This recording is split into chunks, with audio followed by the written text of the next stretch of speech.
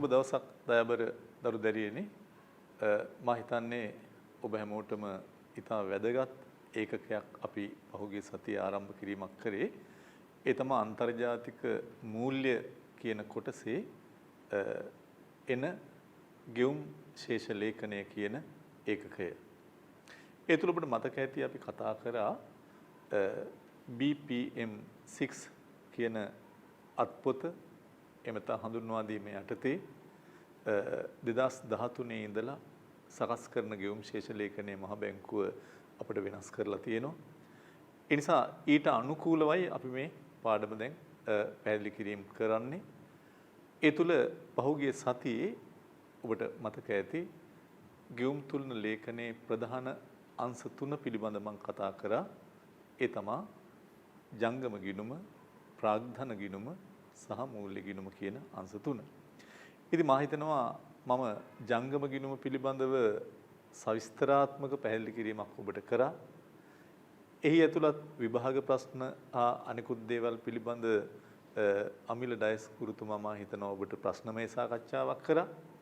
අද අපි සාකච්ඡා කරන්න බලාපොරොත්තු වෙන්නේ ඊළඟ ගෙවුම් තුන ලේඛනයේ තියෙන වැදගත්ම ගිණුම් දෙක. ඒ තමයි ප්‍රාග්ධන හා මූල්‍ය ගිණුම කියන කොටස් දෙක. එවන අපි මුලින්ම ප්‍රාග්ධන ගිණුම පිළිබඳව සාකච්ඡා කිරීමක් කරන්න යන්නේ. ඊට ඉස්සෙල්ලා ඔබට මතක ඇති මම ගෙවුම් ශේෂ ලේඛනය නිර්වචනය කරද්දී හඳුන්වද්දිම කිව්වා යම් රටක නේවාසිකයෝ හා අනේවාසිකයෝ අතර යම් නිශ්චිත කාල පරිච්ඡේදයක් තුල සිදුවන සියලුම ආර්ථික ගනුදෙනු ඊටාම සංක්ෂිප්තව ඒත් එක්කම ඊටාම විධිමත්ව සටහන් කරන ලේඛනයක් ගෙවුම් තුන ලේඛනය. ඒ තුල මම පැහැදිලි කරා මේකේ සිදුවෙන සියලු ගනුදෙනු මේ නේවාසිකයෝ අනේවාසිකයෝ අතර සිදුවෙන ඒවා. ඒ වගේම ආර්ථිකමය ගනුදෙනු. ඒ වගේම සංක්ෂිප්තව සටහන් කරන දෙයක්.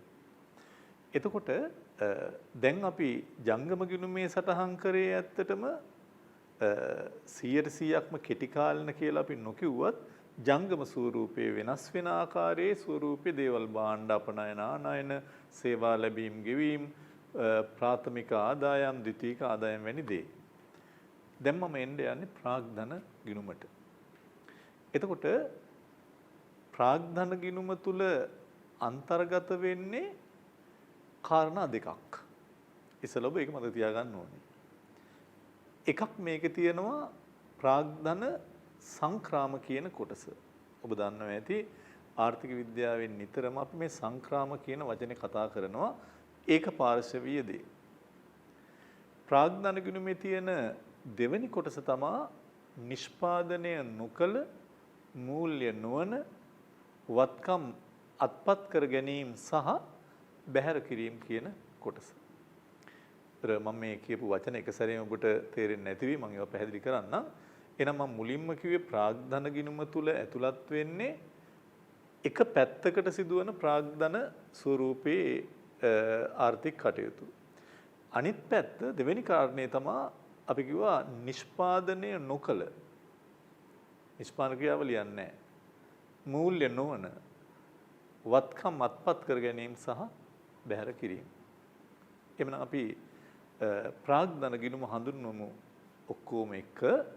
ප්‍රාග්ධන ගිණුම යනු යම් කාල පරිච්ඡේදයක් තුල නේවාසිකයන් සහ අනේවාසිකයන් අතර සිදු වූ ප්‍රාග්ධන සංක්‍රාම ලැබීම හා ගෙවීමද ඒ වගේම නිෂ්පාදනය නොකළ මූල්‍ය නොවන වත්කම් අත්පත් කර ගැනීම හා බැහැර කිරීමද ඇතුළත් ගිණුමක් විදිහට මම හිතනවා ඔබට පේනවා ඇති සටහන කිසියම් කාල පරිච්ඡේදයක් තුලදී නේවාසිකයන් හා අනේවාසිකයන් අතර සිදු වූ ප්‍රාග්ධන සංක්‍රාම ලැබීම හා ගෙවීමද නිෂ්පාදනය නොකළ මූල්‍ය නොවන වත්කම් අත්පත් කර ගැනීම හා බැහැර කිරීමද මෙහි ඇතුළත් වේ.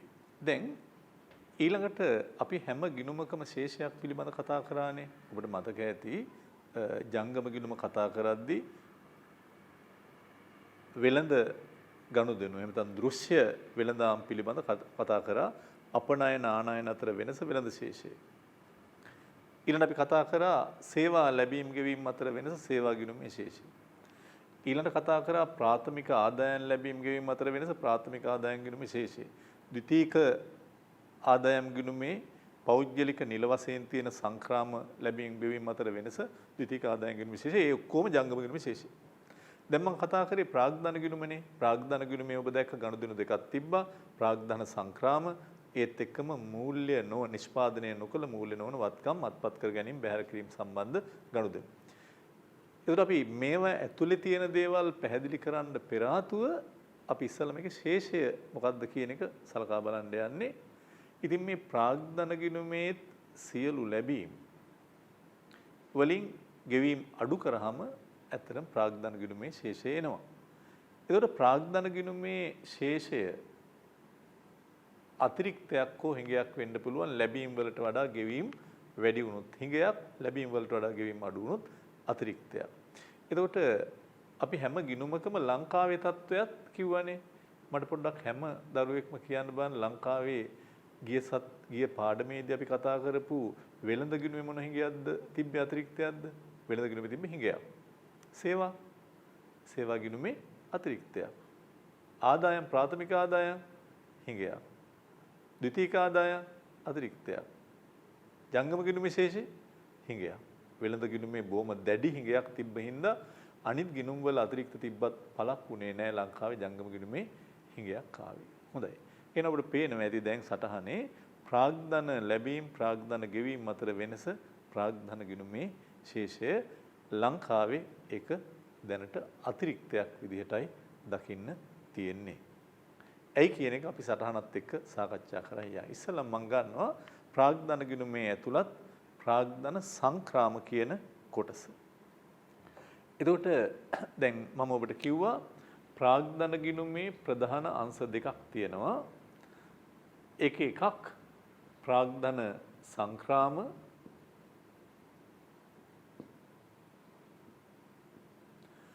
අනිත් එක නිෂ්පාදනය නොකළ මූල්‍ය නොවන වත්කම් අත්පත් කර ගැනීම සහ බැහැර කිරීම. එතකොට මේ හැම දෙයක්ම ප්‍රාග්ධන ගිණුමේ තියෙන අයිතමයන්. දැන් මම ඉස්සල්ලාම ඔබට කතා කරන්නේ ප්‍රාග්ධන සංක්‍රාම කියන කොටස. ප්‍රාග්ධන සංක්‍රාම කියද්දිම මම මුලින් කිව්වා සංක්‍රාම කියන වචනේ තේරුම ඒක පාර්ශවීයයි. දෙපැත්තකට ගමන් කරන්නේ නැහැ. එක පැත්තකට යන ප්‍රවාහයක් මේක. ඒක පාර්ශවීය. ඒතර ප්‍රාග්ධන සංක්‍රාම තුල ඇතුළත් වෙලා තියෙන කටයුතු ඔබ දැනන් ඉන්න ඕනේ. හේතුව ඔබෙන් විභාගයේ තුල හැම වෙලාවකදීම ප්‍රශ්න කරනවා මේ ගනුදෙනුව කොහෙද සටහන් කරන්නේ මොන ගිණුමේද? ඔබට ඒ දැනුම ඔබට ඒ අවබෝධය විශේෂයෙන් තියෙන්න ඕනේ. ඒ නිසා ඒ ප්‍රාග්ධන සංක්‍රාම තුල තියෙන එක දෙයක් තමයි අපට විදේශ රටවලින් මොකක් හරි ව්‍යාපෘතියකට ප්‍රොජෙක්ට් එකකට ලැබෙන ප්‍රධාන වගේ දේවල්. ඔබට මතකද අපි කිව්වා ජංගම ගිණුමේ ද්විතීක ආදායම් ගිණුම තුල තියෙනවා අපට ගම් වතුර ආධාරයකට විදේශයෙන් ලැබුණු ප්‍රදාන. COVID-19 වලට අපට ලැබුණු ප්‍රදාන. මම ඇයි ප්‍රදාන කිව්වේ? ප්‍රදානයක් කිව්වේ ආපහු ගෙවන්න නෑ එකපාර්ශවීයයි. ණය කියන ඒවා ද්විපාර්ශව ආපහු ගෙවන්න ඕනේ. නමුත් ප්‍රදාන ආපහු ගෙවන්න ඕනේ නෑ. මෙතන අපි කතා කරන්නේ නැවත ආපහු ගෙවීමේ පදනමක් නෑ. ඒතර විදේශ රටකින් අපට මොනවා හරි ප්‍රොජෙක්ට් එකකට ප්‍රදානයක් ලැබෙනවා නම් හිතන්න මොනවා හරි අපි හිතමු මෙහි ගොඩනැගිල්ලක් හදන්න ප්‍රදානයක් ලැබෙනවා. දැන් හිතන්න ලංකාවේ මම පෙර පාඩමෙත් ඔබට කතා කරා ලංකාවේ BMICH බණ්ඩාරනායක ජාත්‍යන්තර සම්මන්ත්‍රණ ශාලාවට චීනයෙන් ලැබුණේ ප්‍රදානයක්. ගෙවන්න උනේ නැහැ. හැබැයි ඒක ප්‍රොජෙක්ට් එකක් ව්‍යාපෘතියක් ගොඩනැගිල්ලක් ප්‍රාග්ධන භාණ්ඩයක්. ජාතික රූපවාහිනී සංස්ථාවට ජපානයෙන් ප්‍රදානයක් හම්බුණා. එතකොට මේ වගේ ප්‍රදාන කියන ඒවා නැවත ගෙවන්න ඕනේ නැහැ. හැබැයි මතක තියාගන්න ගම් වතුර ආධාරයකට නියං ආධාරයකට මොනවා හරි රටේ වෙනත් මේ COVID-19 වගේ හේතුවක් මත ලැබෙන ප්‍රධාන යන්නේ ජංගම ගිණුමේ ද්විතීයික ආදායම් ගිණුමට. නමුත් ප්‍රොජෙක්ට් එකකට ව්‍යාපෘතියකට දිගු කාලීන ඒ කටයුත්තකට සම්බන්ධයෙන් ලැබෙන දේවල් අපි යන්නේ මෙතෙන්ට. විදේශ රටකින් ලැබෙන ප්‍රධාන ණය නෙවෙයි. ඊට අමතරව මේකේ ඇතුළත් වෙනවා රාජ්‍ය නොවන සංවිධාන වලින් අපට ලැබෙන ඒකපාර්ශවීය දේ. ඔබ අහලා තියෙනවා ගොඩක් මේ NGO non government organization ඒ රාජ්‍ය නොවන සංවිධාන වලිනුත් අපිට පිටරට වලින් සමහර විට මෙහි ලොකු ව්‍යාපෘති වලට මුදල් ලැබෙනවා. සමහරට ඒක පාසලක් හදන්න වෙන්න පුළුවන්, සෞඛ්‍ය දෙයකට වෙන්න පුළුවන්. හැබැයි ප්‍රොජෙක්ට් එකක්, ව්‍යාපෘතියක්. අනිත් එක ණය කපා හැරීම.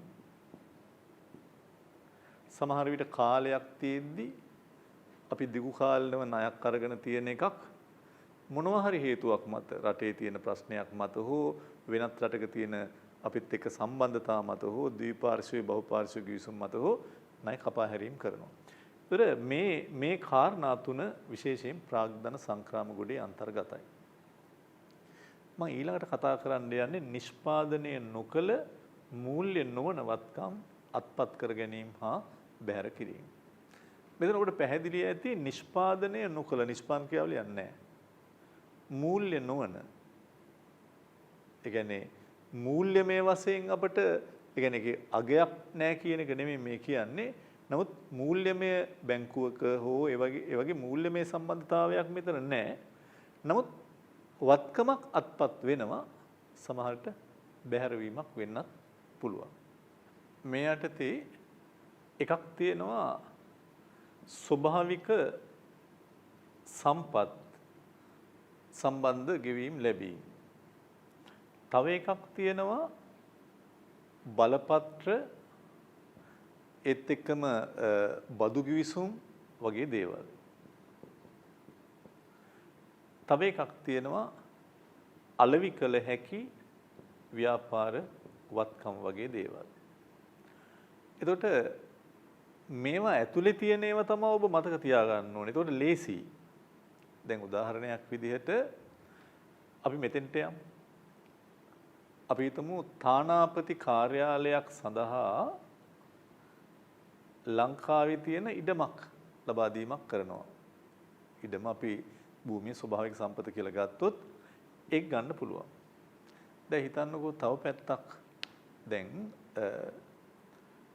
අපි හිතමු මැලේසියාවෙන් ලංකාවට ලංකාවේ සත්වත්තට ඇතෙක් ගේනවා. එතකොට ඒක ඇත්තටම නිෂ්පාදනය කරපු එකක් නෙමෙයිනේ. මූල්‍යමය පැත්තකුත් නෙමෙයි. නිෂ්පාදනය නොකළ මූල්‍ය නොවන ස්වභාවික වත්කමක්. මම සරල නිදසුනක් කිව්වේ ඔබට. ඉඩමක් බද්දට දෙන ඒවා. බලපත්‍ර බදු ගිවිසුම් වගේ දේවල්.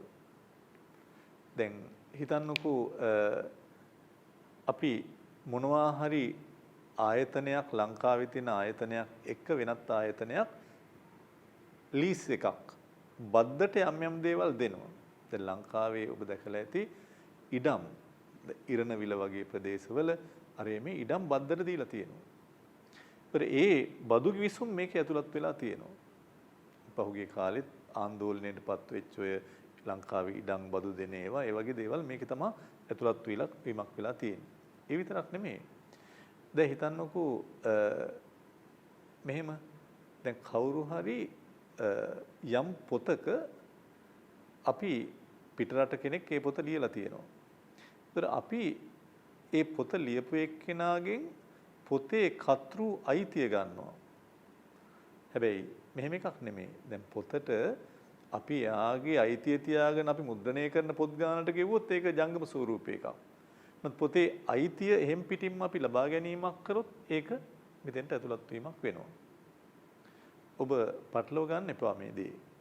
අනිත් පැත්තේ අලෙවි කළ හැකි ව්‍යාපාරික වත්කම්. මොකද්ද මේ? ඒකේ තියෙනවා සන්නම් බ්‍රෑන්ඩ්. ඒත් එක්කම වරලත් බලපත්‍ර වගේ දේවල්. ඒකම කීර්ති නාමයේ විකිණීම හා මිලට ගැනීම. මම සරල උදාහරණ කිව්වොත් දැන් අලෙවි කළ හැකි ව්‍යාපාර වත්කම් තුල සන්නම් තියෙනවා බ්‍රෑන්ඩ්. ඊට අමතරව වෙනත් වරලත් බලපත්‍ර තියෙනවා. ඊට අමතරව කීර්ති නාමය විකිණීම් මිලට ගැනීම වැනි දේ තියෙනවා.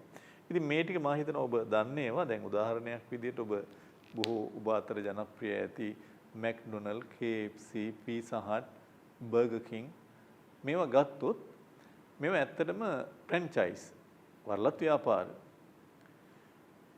මේවා ඉස්සල්ලාම ලංකාවට ගන්නකොට මුලින්ම ලංකාවට ගන්නකොට ඉස්සරලාම ඒ නම ලංකාවේ ආයතනයකට දෙද්දි අපි මූලික ගාස්තුවක් ගෙවන්න ඕනේ. දැන් උදාහරණයක් විදිහට මැක්ඩොනල්ඩ් අබාස්ලා ගන්නකොට අබාස්ලා මූලික ගෙවීමක් මුලින් කරන්න ඕනේ. ඒ සන්නම ඒ මේ වරලත් නාමය ගන්නවට. එවැනි ඒවා දැන් ඔය ආහාර පැත්තනේ. දැන් ලංකාවේ සමහර විට පිටරට තියෙන බ්‍රෑන්ඩ් සන්නම් අපි අරන් තියෙනවානේ. ඔබ දන්නවා අපි හිතමු ඇඟලුම් පැත්ත, කමිස පැත්ත, කමිස හෝ කලිසම් හෝ ඇඟලුම් පැත්ත ගත්තොත් දැන් ටොම් හිල්ෆිගර් ඔබ අහලා තියෙනවා මේ නම. ලංකාවේ දැනට ඒ සන්නම් අරන් තියෙනවා. හැබැයි ගද්දි මුලින් ගෙවන්න ඕනේ. Nike මේ සන්නම් අරන් තියෙනවා. ඒවට ගෙවන්න ඕනේ. ඒ නිසා ඒ සන්නම් සම්බන්ධයෙන් සිදු කරන ගෙවීම් මුලින් ගද්දි හැබැයි ඒවා. ඔන්න මම ඔබට පැටලෙන තව තැනක් කියනවා. දැන් මැක්ඩොනල්ඩ් ලංකාවේ අබාන්ස් කියන අබාන්ස් රෙස්ටුරන්ට් සමාගම අරන් තියෙනවා ඒ නම. ඒ ගන්නකොට මුලින්ම කරන ගෙවීම තමයි මෙතන තියෙන්නේ. හැබැයි හැම කාල පරිච්ඡේදයකටම අවුරුද්දටම සැරයක් විකුණුම් මත ඒ අය මේ මැක්ඩොනල්ඩ් සමාගමට ගෙවීම් කරන්න ඕනේ. ඒක අපි අතුලත් කරන්නේ සේවා ගිණුමට. ඉන්න පටල ගන්න එපා. සේවා ගිණුම තුල තියෙන්නේ නැවත නැවත කරන ඒවා. මේ එක වතාවයි මේක කරන්නේ. මේ ඒ සන්නම ලබා ගැනීමක් කරන්ඩ ඒ වරලත් බලපත්‍රයට එක සැරේ ගෙවනවා. ඒක මෙතන තියෙන්නේ. හැබැයි මේ මැක්ඩොනල්ඩ් කියන නම ගන්න අපි එක සැරේ මුදලක් ගෙවන එක මෙතන තියෙනවා. නමුත් මැක්ඩොනල්ඩ් සමාගමට හැම අවුරුද්දකටම අපි වෙනම රොයල්ටි එකක් ගෙවනවා. එහෙම විකුණුම් මත පුරස්කාරයක් ගෙවනවා. ඒක සේවා ගිණුමේ අන්තර්ගත වීමක් වෙන්නේ. ඒක විශේෂයෙන් මතක තබා ගන්න. ඒ නිසා මොනවා හරි තවත් දැන් හිතන්නකෝ සන්නමක් ටොයෝටා. ඔබ ජපානයේ ටොයෝටා කම්පැනියට කතා කරනවා මට ටොයෝටා වාහනයක් ජපානයෙන් කෙලින්ම ටොයෝටා කම්පැනියෙන් ගන්න පුළුවන්ද කියලා ඔබ අහනවා. අහද්දි ටොයෝටා කම්පැනි කියනවා නෑ. ඔයාට අලුත්ම වාහනයක් බ්‍රෑන්ඩ් නිව් එකක් ටොයෝටා කම්පැනියෙන් අපි ජපානයෙන් නම් දෙන්නේ. ලංකාවේ ඇති අපේ ඒජන්ට් කෙනෙක්. අපේ සන්නම ගත්ත අපේ නම ගත්ත ඒජන්ට් කෙනෙක් ඉන්නවා ලංකාවේ ටොයෝටා. එයාෙන් ගන්න. අන්න මේ නම දීලා තියෙන බ්‍රෑන්ඩ් එක මෙයාට. ජර්මනියේ Mercedes Benz කම්පැනියෙන් ඔබ කෙලින්ම මෙහි ඉඳලා කාර් එකක් ඕඩර් කරනවා. එයා කියනවා නෑ. එහෙම බෑ. ලංකාවේ ඉන්න ඕන ඩිමෝ කියලා අපේ ඒජන්ට් කෙනෙක් පායාගෙන් ඉල්ලන්න. ඒතර ඔබට පේනවා ඇති මේ බලපත්‍රේ මුලින් ගන්නකොට එක සැරේ මුදලක් ගෙවන්න ඕනේ. ඒ නිසා මෙතන ඇතුළත් වෙලා තියෙන්නේ අන්න ඒවා. හැබැයි පටල ගන්න එපා. සේවා ගිණුමට මේකේ ඇතුළත් කරලා තියෙනවා. මෙතන තියෙන දේවල් වල වාර්ෂිකව කරන ගෙවීම. අපි සන්නම එක සැරේ ගන්නවට වරලත් බලපත්‍රය ගන්න එක මෙතන එක ප්‍රාග්ධන ස්වරූප එකක්. ඒකට වාර්ෂිකව මොනවා හරි ගෙවීම කරනවා නම් සේවා ගිණුමේ තියෙනවා. අපි පොතක අයිතිය එක සැරේ ගන්නවා නම් ඒක මෙතන තියෙනවා. පොතක සමහරට පිටරට කතෘ ඉදිද්දී අපි ඒක මුද්‍රණය කරන ගානට පොතකට කීයක්ද කියලා ගෙවන එක සේවා ගිණුමේ අන්තර්ගත වෙලා තියෙනවා. ඒ නිසා ඒ ටික ඔබ විශේෂයෙන් බලා ගන්න ඕනේ. මම ඒතකොට මුලින් කියපු ප්‍රාග්ධන ගිණුමේ ශේෂය ආවේ මෙන්න මේ ප්‍රාග්ධන සංක්‍රාමයි නිෂ්පාදනය නොකළ මූල්‍ය නොවන වත්කම් අත්පත් කර ගැනීම හා බැහැර කිරීම අතර තියෙන ලැබීම් ගෙවීම් අතර වෙනස ලංකාවේ මේ ප්‍රාග්ධන ගිණුමේ ධනාගයක් එහෙම නැත්නම් අතිරික්තයක් තියෙන බවයි මම ඔබට මුලින් ප්‍රකාශ කිරීමක් කරේ. එතකොට මම ප්‍රාග්ධන ගිණුමේ ඇතුළත් කොටස් දෙක ඔබට පෙන්눔 කරනවා. සටහනක් ලියා ගන්න කෙනෙක් ලියා ගන්න පුළුවන්. ලියා ගත්තා නම් ආයෙ බලන්න පුළුවන්. බලන කෙනෙක්ට ඉරක් ගහ ගන්න පුළුවන්. පොඩි ක්‍රියාකාරකමක ඔබ දෙන්න ඕනේ. ඒක සැරේ මේක දිහා බලන් හිටියම ඔබට එපා වෙන ගතියක් තියෙයි. හැබැයි මේ පාඩම ඊටාම ගැඹුරින් අවබෝධ කර ගැනීමක් කරන්න. ඒ නිසා ඔබට මා හිතනවා මේ learn online කියන එක හරහා මෙවැනි පාඩමක් අහන් ඉද්දි ඔබට නොදන්න ගැඹුරු දේ ගොඩාක් ඔබට මේක හරහා ලබා ගන්න පුළුවන් වෙයි වෙනත් ආකාරයකට වඩා. ඒතර ඔබට පේනවා ඇති සටහනේ ප්‍රාග්ධන සංක්‍රාම රාජ්‍ය පෞද්ගලික මට්ටමින් ප්‍රාග්ධන සම්පාදන අරමුණින් ඒකපාර්ශවීය සම්පත් ලබා දීම හෝ ලබා ගැනීම තමයි මේකේ තියෙන්නේ. ඒක රාජ්‍ය මට්ටමින් වෙන්න පුළුවන්, පෞද්ගලික මට්ටමින් වෙන්නත් පුළුවන්. ඒතර ආයෝජන ව්‍යාපෘති වලට දෙන ප්‍රදාන ඒකම රාජ්‍ය නොවන සංවිධාන වලින් ලැබුණු ප්‍රදාන වගේම ණය කපා හැරීම වගේ දේවල්. ඊට පස්සේ ප්‍රාග්ධන නිෂ්පාදනය නොකළ මූල්‍ය නොවන වත්කම් අත්පත් කර ගැනීම හා විකිණීම් යටතට මම අර කියපු කාරණා ටික මේකේ අන්තර්ගතයි. උතන අංක 1 තානාපති කාර්යාලයට ඉඩමක් විකිණීම වගේ දේවල් ඇත්තටම ස්වභාවික සම්පත් මාරුවීම් වලට වඩා ස්වභාවික සම්පත් ලැබීම හෝ ගෙවීම. ඊට පස්සේ බලපත්‍ර බදු ගිවිසුම් වැනි දේ තියෙනවා. ඊට පස්සේ ව්‍යාපාරයකට අලෙවි කළ හැකි වත්කම් සන්නම් බලපත්‍ර කීර්තිනාම වගේ දේවල් ඇතුළත් වීමක් වෙනවා. ඒ මම කතා කරලා ඉවර කරේ ප්‍රාග්ධන ගිණුම. එහි සත්‍ය ඉලක්කම් ටික ඔබට ඇතුළත් වෙලා තියෙනවා 2018 තොරතුරු මා හිතන්නේ ඔබේ 2020 දරුවන්ගෙන් බලාපොරොත්තු වෙන්නේ. ඒතර 2018 ධන ශේෂයක් තියෙනවා. ඒ වගේම මේ ධන ගාන එහෙම නැත්නම් අතිරික්තය 2019 වෙද්දි ඇත්තටම වැඩිවීමක් තියෙන එක ලංකාවට යහපත් පැත්තේ ලක්ෂණයක්. හොඳයි මම ඊළඟට එන්න යන්නේ ඔබට මෙතෙක් කතා කරපු ගිණුම් දෙකක සංසන්දනයක්. එhmenan අපි දැන් මීට පෙර සාකච්ඡා කරලා තියෙනවා ඔබෙන් ජංගම ගිණුම සම්බන්ධව. මීට පෙර ජංගම ගිණුම කතා කරලා තියෙනවා. මම මේ කතා කරේ ප්‍රාග්ධන ගිණුම. දැන් මේ කතා කරේ මේ කොටස් දෙක ඇතුළත් වෙලා තියෙන්නේ ප්‍රාග්ධන ගිණුමේ. එතකොට ප්‍රාග්ධන ගිණුමේ ඇතුළත් අයිතමයන් දෙකක් අපි කතා කරා. ජංගම ගිණුමේ ශේෂයක් ආවා. ඒ තමා වෙළඳ ශේෂය, භාණ්ඩ ගිණුමේ ශේෂය, සේවා ගිණුමේ ශේෂය, ඊළඟට ප්‍රාථමික ආදායම් ගිණුමේ ශේෂය, ඊළඟට ද්විතීයික ආදායම් ගිණුමේ ශේෂය. මේ ටිකේ එකතුව තමයි ජංගම ගිණුමේ ශේෂය.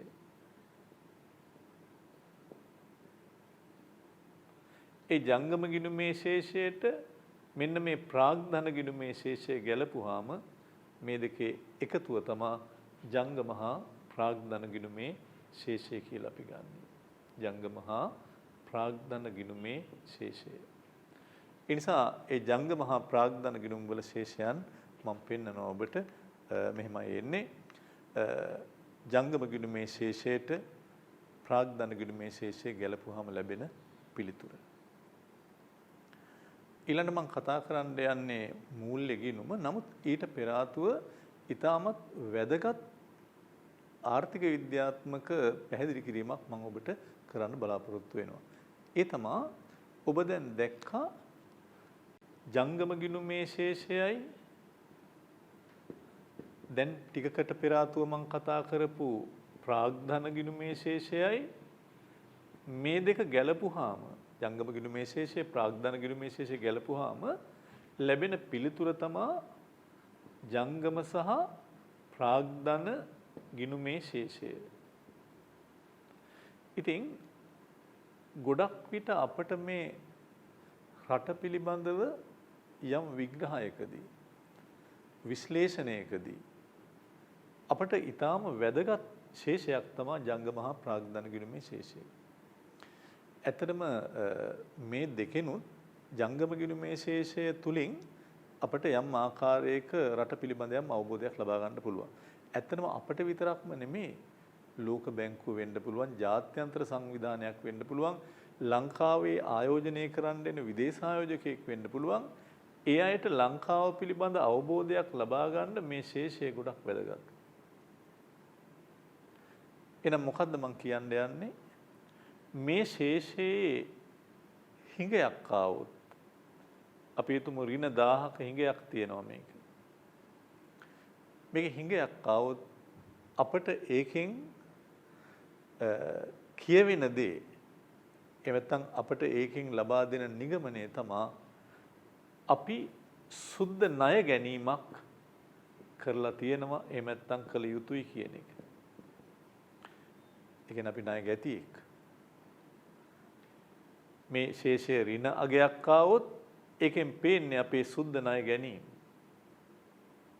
හදිස්සියවත් මේ ශේෂයේ යම් රටක ධන අගයක් ඇවිල්ලා තිබ්බොත් ඒකෙන් අපි ළඟ අතිරික්තයක් තියෙනවා. ඒ අතිරික්තය අපිට මේවා එන්නේ ඔයගොල්ලෝ දන්නවා නේවාසිකව අනේවාසිකව අතර සිදුවන ගනුදෙනු සටහන් කරන ඒවා මේවා ජාත්‍යන්තර මුදල් හරහා එන්නේ. ඒතර මේ අතිරික්තයක් තිබ්බොත් ජංගමහා ප්‍රාග්ධන ගිණුම තුල ඒකෙන් අපි කතා කරන්නේ සුද්ධ ණය දීම්. ඒතර සුද්ධ ණය දීමක් කියලා කියන්නේ අපි ළඟට තියෙන මේ අතිරික්තය අපට පුළුවන් කාට හරි ණය දෙන්න අපි ණය හිමියෙක්. ඒ නිසා හොඳට ඔබ මතක තියාගන්න ඕනේ කාරණයක් තමයි ජංගමහා ප්‍රාග්ධන ගිණුමේ ශේෂය දෙස බැලීමෙන් ඒ ශේෂයේ ඉලක්කම තුලින් අපට පෙන්눔 කරන ප්‍රධානම කාරණේ තමයි හිඟයක් නම් සුද්ධ ණය ගැනීම පෙන්눔 කරන බවත් අතිරික්තයක් නම් සුද්ධ ණය ලබා දීම පෙන්눔 කරන බවත්. ඒක ඔබේ සටහනේ මම හිතනවා තියෙනවා පැහැදිලිව. මේන් අදාළ කාල පරිච්ඡේදය තුල නේවාසිකයෝ අනේවාසික අතර සුද්ධ ණය දීම හෝ සුද්ධ ණය ගැනීම නිරූපණය වෙනවා. මේ ධන නම් ජංගමහා ප්‍රාග්ධනික විශේෂ ධන නම් සුද්ධ ණය දීමක්ද ඍණ නම් සුද්ධ ණය ගෙවීමක්ද අපට පැහැදිලි වෙනවා. ණය ගැනීමක්ද. මේ අනුව සුද්ධ වශයෙන් ලංකාව අවශේෂ ලෝකයට ණය ගැතියෙක්. ඇයි කියන්නේ ලංකාව අවශේෂ ලෝකයට ණය ගැතියෙක් කියන්නේ ලංකාවේ එහෙමනම් අනිවාර්යයෙන්ම මේ ගිණුමේ ශේෂය ඍණාගයක් ඇති හිඟයක් ඇති. ඒ නිසා ලංකාව අවශේෂ ලෝකයට ණය ගැතියෙක් කියන දේ මේකෙන් ඊටාම හොඳින් පිළිඹවීමක් වෙනවා. ජංගම ගිණුමේ ජංගමහා ප්‍රාග්ධන ගිණුමේ අතිරික්තයක් වූ කල සුද්ධ ණය දීමක්. ඒතර හිඟයක් තියෙන කල සුද්ධ ණය ගැනීමක්. නමුත් ලංකාව ඇත්තටම අවශේෂ ලෝකයට ණය ගැතියෙක් විදිහටයි අද දකින්න තියෙන්නේ. හොඳයි. ඒක ඔබට පේනවා ඇති මේ සටහන තුලිනුත් ජංගම ගිණුමේ ශේෂය ඍණාගයක් තියෙනවා. නමුත් ප්‍රාග්ධන ගිණුම තුල ධනාගයක් තිබ්බට ඍණාගේ කපා හරින තරම් ප්‍රමාණවත් නැහැ.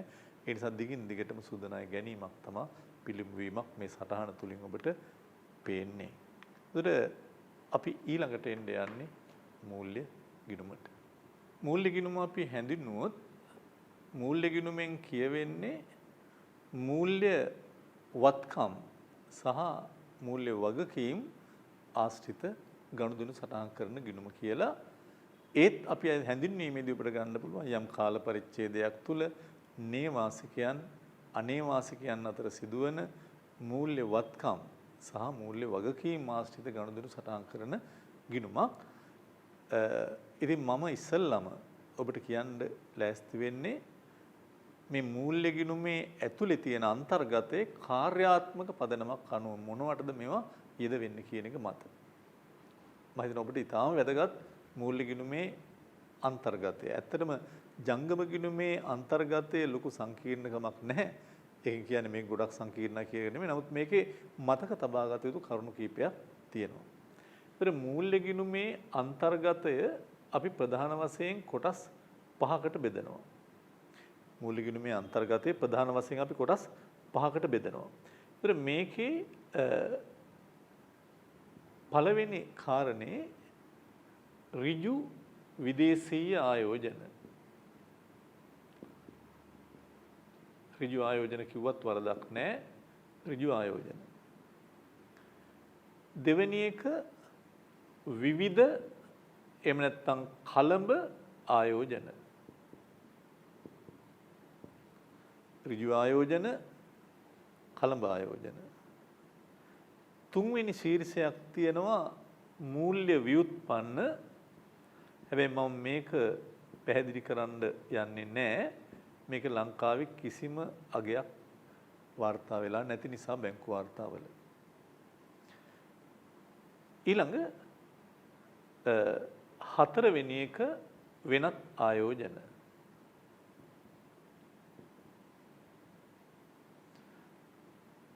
ඊළඟ මේකේ ඊළඟ කොටස විදියට තියෙන්නේ විශේෂයෙන්ම සංචිත වත්කම්.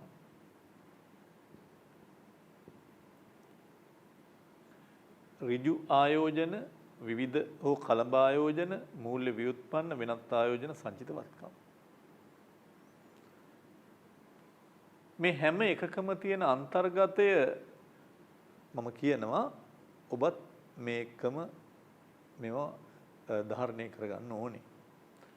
ඍජු ආයෝජන තුල ප්‍රධාන කොටස් තුනක් මම දැක්වුවොත් මේක එකක් තියෙනවා ඍජුවම කවුරු හරි අනේවාසිකයෙක් ශ්‍රී ලංකාවේ සමාගමක 10%කට වඩා වැඩි කොටස් ප්‍රමාණයක් මිලට අරගෙන ඒ සමාගමේ ආයෝජකයෙක් විදිහට සලකනවා නම් අනේවාසිකයෙක් ශ්‍රී ලංකාවේ සමාගමක කොටස් වල 10%කට වඩා වැඩි අයිතියක් අරගෙන තියෙනවනේ සමහරු මුළුමනින්ම ශ්‍රී ලංකාවේ සමාගම් බිහි කරනවා කොටස් වල සල්ලි ආයෝජනය කරනවා සම්පූර්ණයෙන් කොහොමද 10%ට වඩා වැඩි ආයෝජනයක් කරලා තියෙනවා නම් ඒ ඍජු ආයෝජන මේකේ අන්තර්ගත වීමක් වෙලා තියෙනවා. එතකොට දැන් ඔබ දන්නවා ලංකාවේ සමහර හෝටල් තියෙනවා. ශැන්ග්‍රීලා ඊට අමතරව මෙරියට් මේ වගේ හෝටල් ගණනාවක් තියෙනවා. ඉතින් මේවැ ඇත්තටම කොටස් වල වැඩි අයිතියක් තියෙන්නේ අනේවාසිකයන්ට. ඒ කොටස් ආයෝජනය. තව කාරණයක් තියෙනවා ඒ වගේම ශ්‍රී ලංකාව තුල ණය සුරැකුම්පත් අලෙවි කරනකොට ඒව ආයෝජනය කරනවා. අපි උතුම් ප්‍රබලව මෙහි සමාගමක් ණය කර ඩිබෙන්චර්ස් වගේ ඒවා අලෙවි කිරීමක් කරනවා. ඒව ආයෝජනය කරනවා.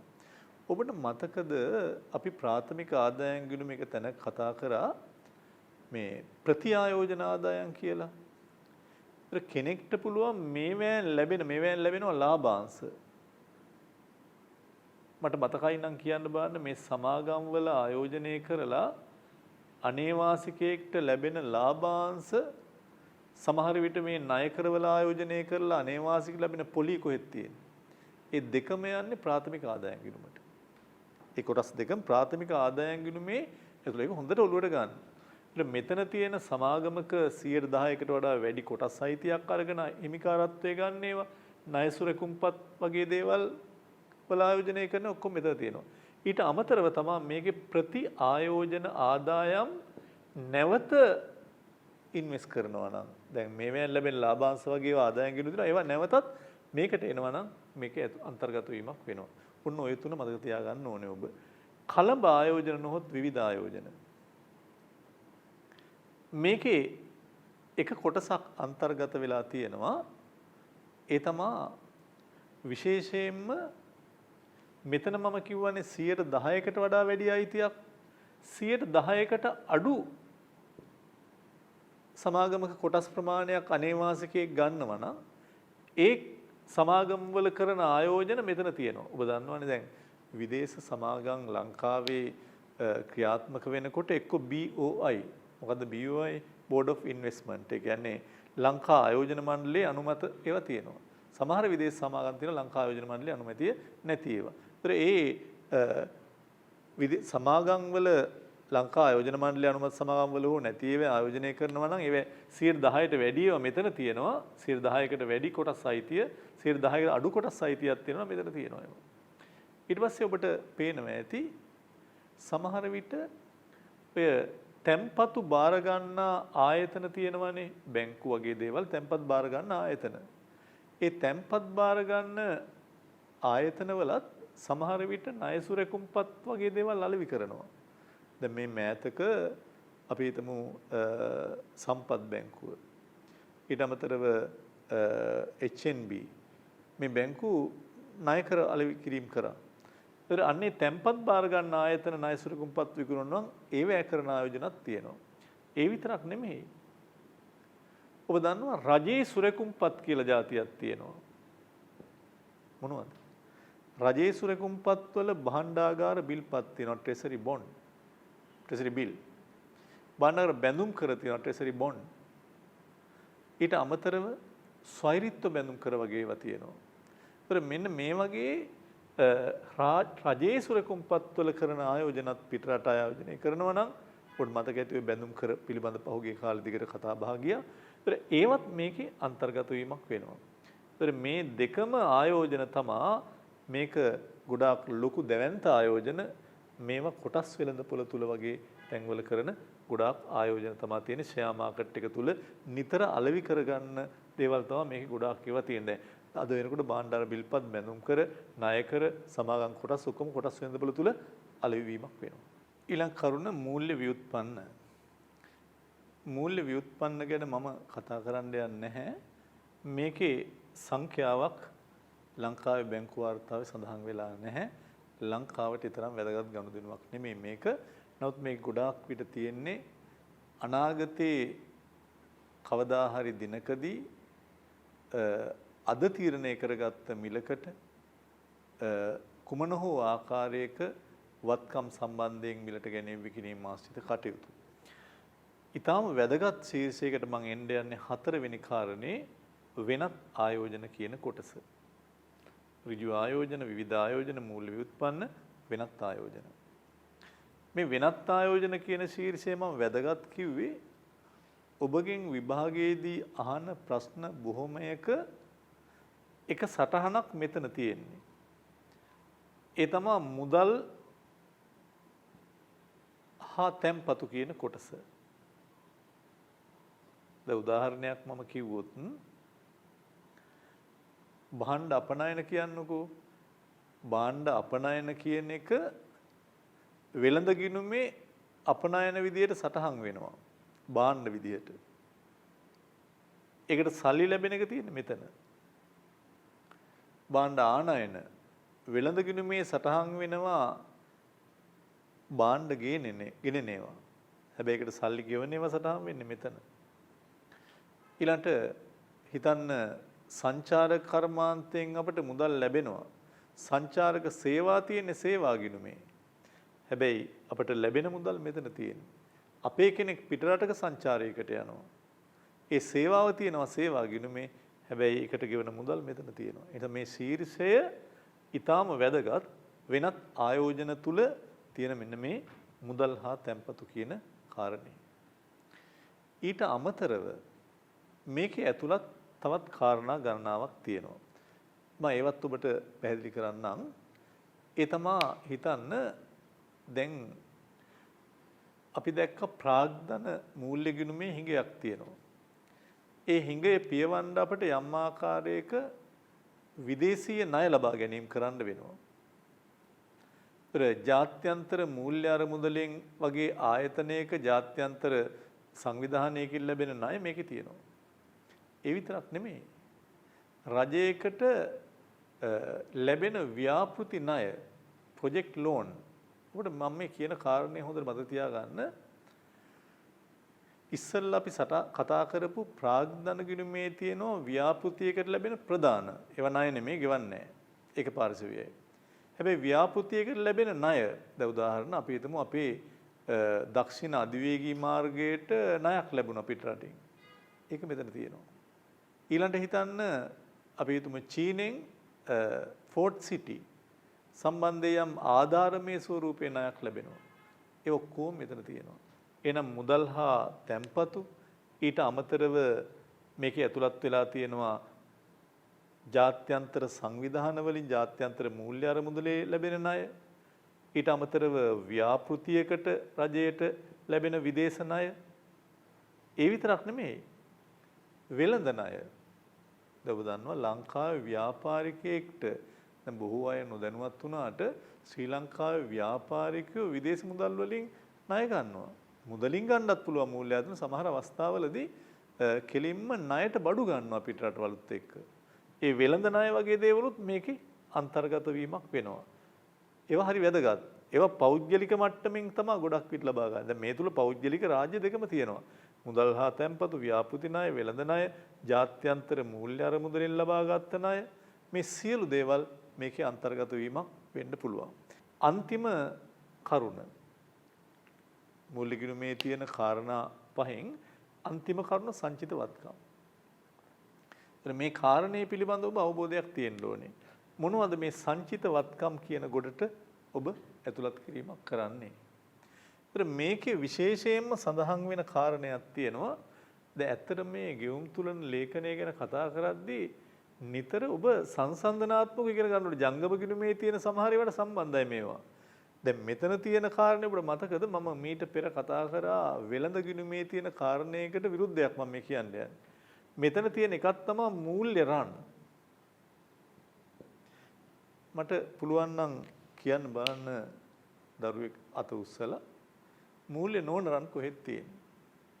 මූල්‍ය නොවන රන් කියලා කියන්නේ ද්‍රව්‍යමය රත්තරන්. රත්තරන් කුට්ටි අපි ගේනවා. ඇයි? රත්තරන් බඩු හදන්න. ඒ වගේම සමහරු මොකද සන්නිධියක් ධනෙ රැස් කරලා තියාගන්න රත්තරන් බිස්කට් වගේ දේවල් ගේනවා. මෙන්න මේවයිනේ දේ මේ වගේ ඒවා ගොඩක් අවස්ථාවලදී මූල්‍ය නොවන රන්. හැබැයි මෙතෙන්ට ගන්න මූල්‍ය රන්. මූල්‍ය රන් කියලා කියන්නේ අපි සංචිත විදියට අපේ තියන් ඉන්න මහ බැංකුවේ තියෙන රත්තරන්. ඒවා මේ රත්තරන් බඩු හදන්න තියන් ඉන්නව නෙමෙයි. අපේ වත්කම් සංචිත විදේශ සංචිත පෙන්වන්න තියෙන එකක් මූල්‍ය රන්. මූල්‍ය නොවන රන් තියෙන්නේ වෙළඳ ගිණුමේ. ඊට අමතරව මේකේ අන්තර්ගත වෙලා තියෙන තව දෙයක් තියෙනවා. ඒ තමයි ජාත්‍යන්තර මූල්‍ය අරමුදල යම් ආකාරයකින් සමාජික රටකට වෙන් කරලා තියෙනවා නම් සල්ලි ඒවත් මේකේ තියෙනවා. ඔබට ඉස්සරහදී අහන්න ලැබෙන තව වචනයක් තියෙනවා වී ගෑහි විශේෂ ගැනුම් හිමිකම් SDR special drawing rights. අන්නේ විගැහි කියන්නේ නිතරම ජාත්‍යන්තර මූල්‍ය අරමුදලේ සමාජික රටවලට දීලා තියෙන යම් පංගුවක්. ඒක ගැන පස්සේ විස්තර වෙනවා. හැබැයි මේ ඔක්කොම අපට තියෙන සංචිත පෙන්වන්න තියෙන කරුණු. මූල්‍ය රන් ඊට අමතරව විගැහි ජාත්‍යන්තර මූල්‍ය අරමුදල අපට වෙන් කරලා තියෙන සල්ලි මේ ඔක්කොම ගත්තොත් සංචිත වත්කම් විදියට අපි ළඟ මේවා විතරක් නෙමෙයි අපි ළඟ ඩොලර් පවුම් තියෙන්න පුළුවන් විදේශ විනිමය. ලංකාවේ නම් ඇත්තටම විදේශ විනිමය ගොඩාක් අඩු මට්ටමක තියෙන්නේ. නමුත් දැන් ඔබ දන්නවා ලෝකේ ප්‍රබල රාජ්‍යයන් දැන් ලෝකේ හොඳම බැංකු ක්‍රම පවත්වා යන ස්විට්සර්ලන්තේ වගේ රටවල් වල විශාල මේ විනිමයෙන් සල්ලි තියන් ඉන්නවා එයාගේ විදේශ වත්කම් විදිහට. ඒ නිසා මේ සියල්ලම ගත්තොත් මේකේ අන්තර්ගත වෙලා තියෙන්නේ ඔක්කොම මූල්‍ය වත්කම් සහ මූල්‍ය වගකීම්. ඒ නිසා මෙන්න මේ මූල්‍ය ගිණුම ඉතාම වැදගත්. එහෙනම් මූල්‍ය ගිණුමේ අන්තර්ගත වෙලා තියෙන්නේ අපි කිව්වා මූල්‍යමය වත්කම් මූල්‍යමය වගකීම් ආශ්‍රිත ගනුදෙනු. ඒවැ ප්‍රධාන වශයෙන් කොටස් පහක් අන්තර්ගත වීමක් වෙනවා. ඍජු ආයෝජන, විවිධ ආයෝජන, මූල්‍ය ව්‍යුත්පන්න, වෙනත් ආයෝජන, සංචිතවත්. මම ඔබට ඒ කාරණා පහ නැවතත් සටහනේ පෙන්눔 කිරීමක් කරන එක මම හිතනවා ඔබට වැදගත් වීමක් වෙයි. එකක් ඍජු ආයෝජන. ඍජු ආයෝජක කියන්නේ ඍජු ආයෝජන ව්‍යාපාරයන් කොටස් වල ආයෝජනය. මම කිව්වේ 10%ට වැඩි. ප්‍රති ආයෝජන ඉපැවුම කියන්නේ ආයෝජනයෙන් ලැබෙන ඉපැවුම නැවත ආයෝජනය කරනවා. ඊට පස්සේ ණය උපකරණ ණය කර වගේ දේවල් වල ආයෝජන. ඊළඟට විවිධ ආයෝජන, කලඹ ආයෝජන, කොටස් වෙළඳ පොලේ සමාගම් වල 10%කට අඩු කොටස් මිලට ගැනීම වගේ දේවල්. තැන්පත් බාර ගන්න ආයතන වල ණය සුරකුම්පත් වාණිජ බැංකුවල වගේ වෙන්න පුළුවන්. කෙටි කාලීන, දිගු කාලීන ණය සුරකුම්පත් දැන් මෙතන රජයේ ඒවා භාණ්ඩාර බිල්පත් කෙටි කාලීන අවුරුද්දට අඩුයි. බැඳුම් කර අවුරුද්දට වැඩි. අන්න ඒ වගේ දේවල්. ඊට අමතරව මූල්‍ය ව්‍යුත්පන්න ඒක ලංකාවේ මං කිව්ව වැදගත් නැහැ. අනාගත දිනයකදී නිශ්චිත මිලකට හෝ වටිනාකමකට යම් මූල්‍ය වත්කම් මිලට ගන්න විකුණන්න ආශ්‍රිත ගිවිසුම්. අනිකුත් ආයෝජන යටතේ මම කිව්වා ඊටාම වැදගත් ශීර්ෂයක් ඔබට තියෙනවා. ඒ තමයි මේ මුදල් හා තැන්පතු කියන ශීර්ෂය. මුදල් හා තැන්පතු කියන ශීර්ෂය ඔබට වැදගත් වීමක් වෙන්නේ ඇයි? ඒකට ප්‍රධානම හේතුවක් තමයි ගොඩක් මුදල් ලැබෙන ගෙවන ගනුදෙනු ඇතුළත් වෙන්නේ ඒකේ. ඊට අමතරව රජයට ලැබෙන ව්‍යාපෘති ණය වගේ දේවල්, ජාත්‍යන්තර මූල්‍ය අරමුදලේ ණය, වෙනත් ණය, වෙළඳ ණය, පුජ්‍යලික අංශය ගන්න, භාණ්ඩ ණයට ගන්න ඒවා සියල්ල. ඊට අමතරව අපිට වැදගත්ම වෙන දෙයක් තියෙන්නේ සංචිතවත්කම් වල මූල්‍ය රන්, ජාත්‍යන්තර මූල්‍ය අරමුදලේ විගෙහි, සමාජික රට සතුව ජාත්‍යන්තර මූල්‍ය අරමුදල තියෙන සංචිත, විදේශ විනිමය ශේෂ, විදේශ ව්‍යවහාර මුදල් තැන්පතු, ස්ථාවර ආදායම්, සුරකුම්පත් වගේ දේවල්. ඒ නිසා මේ කාරණා ටික තමයි මේ ගිණුමේ තියෙන වැදගත්ම කරුණු. ඊළඟට අපි කතා කරන්න යන්නේ මේ සමස්ත ගිණුමේ ශේෂය පිළිබඳව. එහෙම නැත්නම් මේ මූල්‍ය ගිණුමේ සමස්ත ශේෂය පිළිබඳව. මූල්‍ය ගිණුමේ ශේෂය ගනිද්දී ඔබට දැන් මම මතක් කරපු ප්‍රධාන ගනුදෙනු පහේ සුද්දාගේ තමයි ගත යුත්තේ. එමන් අපි ආයෙ කිව්වොත් මූල්‍ය ගිණුමේ තියෙනවා ඍජු ආයෝජන, කලඹ ආයෝජන හෝ වෙනත් විවිධ ආයෝජන, කලඹ හෝ විවිධ ආයෝජන, මූල්‍ය ව්‍යුත්පන්න, ඊළඟට වෙනත් ආයෝජන, සංචිතවත්කම්. දැන් මේ කොටස් පහේ සුද්ධ අගේ තමා මූල්‍ය ගිණුමේ ශේෂයේ විදියට එන්නේ. හොඳයි. මම ඒක වෙන පැත්තකින් ඔබට ඉදිරිපත් කරොත් මේ කොටස් පහේ ශේෂය මූල්‍ය ගිණුමේ ශේෂයනේ. මේ කොටස් පහේ ශේෂය මූල්‍ය ගිණුමේ ශේෂය. මීට පෙර තියෙන ගිණුම මොකද්ද? මීට පෙර තියෙන්නේ ජංගම හා ප්‍රාග්ධන ගිණුම. මම මේ කියන දේ හොඳට ඔලුවට ගන්න ඕනේ. මීට පෙර තියෙන්නේ ජංගම හා ප්‍රාග්ධන ගිණුම. දැන් මම මේ කිව්වේ මූල්‍ය ගිණුම. ඔච්චර ගිණුම් තියෙන්නේ ජංගම ගිණුම්, ප්‍රාග්ධන ගිණුම්, මූල්‍ය ගිණුම.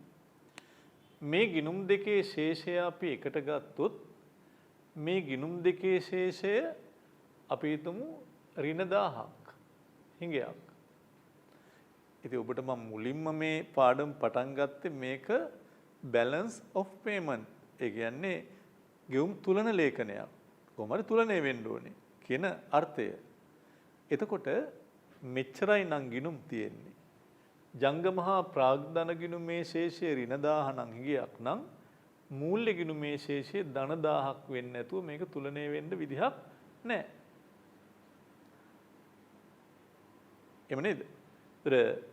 හදිස්සියවත් ජංගම ගිණුමේ ශේෂය ධන 1000ක් වුණොත් ජංගම හා ප්‍රාග්ධන ගිණුමේ මෙයා ඍණ 1000ක් වෙන්න ඕනේ. නැත්තම් තුලනයක් වෙන්නේ නැහැ. ඒතර මේ සමස්තයම පේනවා ඇති මම හිතන්නේ ඔබට. එහෙනම් මම කිව්වේ මේ මම කතා කරේ මූල්‍ය ගිණුමට අදාළ කරුණු අද. එයාගේ තියෙන්නේ ධන 1000ක ශේෂයක් කියන එකෙන් අනිවාර්යයෙන්ම අපිට පිළිඹු වෙනවා ජංගම හා ප්‍රාග්ධන ගිණුමේ ඍණ 1000ක් ඇති. මේ මූල්‍ය ගිණුමේ ශේෂයේ ඍණ 1000ක් තියෙනවා කියන එකෙන් ව්‍යංගයෙන් අපිට හිතෙනවා අනිවාර්යයෙන්ම ජංගම හා ප්‍රාග්ධන ගිණුමේ ධන 1000ක් ඇති අතිරික්තයක්. මෙයා හිඟයක් වෙන්නේ අරයාගේ අතිරික්තය. මෙයා ඍණ නම් මෙයා ධන. නැත්තම් මේ තුලනේ වෙන්නේ නැහැ. වෙන විදිහකින් කියමු අපි. මෙයාගේ ඍණ 1000ක් කියන්නේ අපි ණය ගැතියෙක් වෙලා ණය ගන්න ඕනේ. එහෙනම් ඒ සුද්ධ ණය ගැනීම මේ තියෙන්නේ. මේගේ අතිරික්තයක් වුණොත් අපි ණය දෙන්න ඕනේ. එහෙනම් මේ ණය දීම් තියෙන්නේ. ණය දීම් වෙද්දි සල්ලි ඉවත් වෙනවා. ණය ගන්නකොට සල්ලි එනවා. ඒ නිසා ඒක හොඳට ඔබ මතක තියාගන්න ඕනේ. හැබැයි මේ කියන සංඛ්‍යා හරියටම කොහොමද තුලණය වෙන්නේ කියලා ගැටලුවක් ප්‍රායෝගිකව තියෙනවා. ඒකට අපි හිමීට පස්සේ කතා කරමු. මේක තමයි සාමාන්‍ය න්‍යාය. ඊළඟට මම ඔබට කියන්න යන්නේ මේකේ ගණනය කිරීමේ තියෙන ටෙක්නිකල් තාක්ෂණික පැත්තක්. ඒ කොතෙක් දුරට ඔබට උසස් පෙළ විභාගයේදී පදනමක් වේද කියලා මට තීරණය කරන්න බෑ දැම්මම. හැබැයි මම මේක කියලා දිය යුතුයි. එහෙම නැත්නම් මේකේ පාඩමේ අඩුවක් වෙන නිසා. විභාගයේදී ඔබට පුළුවන් තරම් පහසු වෙන ආකාරයට යම් දේවල් දෙයි. ඉඳලා හිටලා ලකුණු 20 ප්‍රශ්නයකට ලකුණු අන්තිම ලකුණු 4 සමහර අපි දුන්නු ලකුණු 20 කොටස් 5ක් තියෙනවා කියන්නකෝ ලකුණු 4 ගානේ. අන්තිම ලකුණු 4 ගන්න ශිෂ්‍යාව හෝ ශිෂ්‍යයා පිළිබඳව සලකා බලනවා අය මේකත් මෙයා ඉගෙනගෙන තියෙනවද කියන එක. අන්න ඒ ශිෂ්‍ය ශිෂ්‍යාවන් වෙනුවෙන් අපි හැමදාම උගන්වනවා.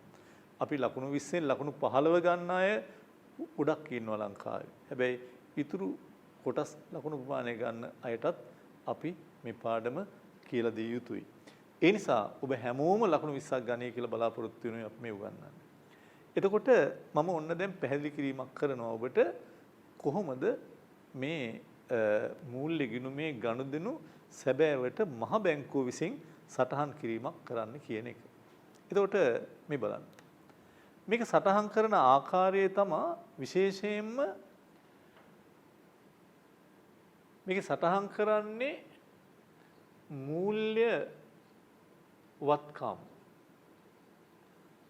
එහෙම නැත්නම් මූල්‍ය වත්කම් සුද්ධ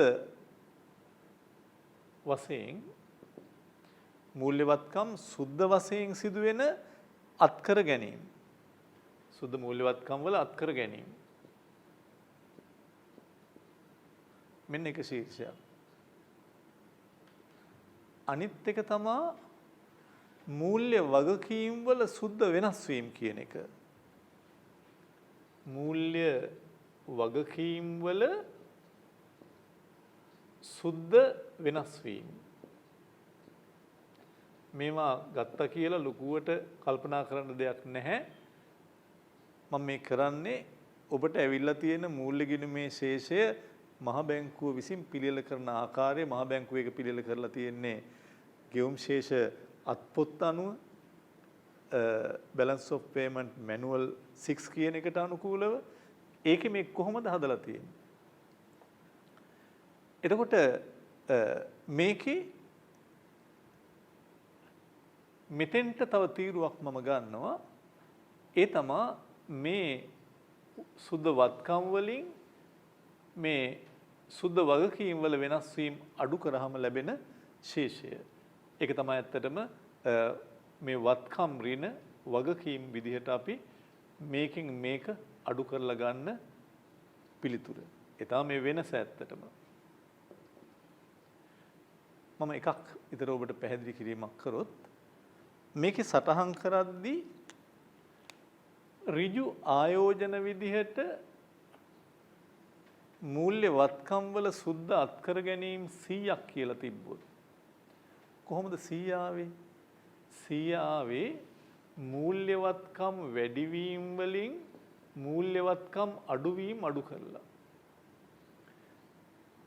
මම කියන ඉලක්කම් නිකන් හිතන්න. වත්කම් වල වැඩිවීමක් වෙලා තියෙනවා, ඒ වගේම වත්කම් වල අඩුවීමක් වෙලා තියෙනවා. ඒ නිසා සුද්ධ වශයෙන් වත්කම් 100කින් වැඩි වෙලා තියෙනවා.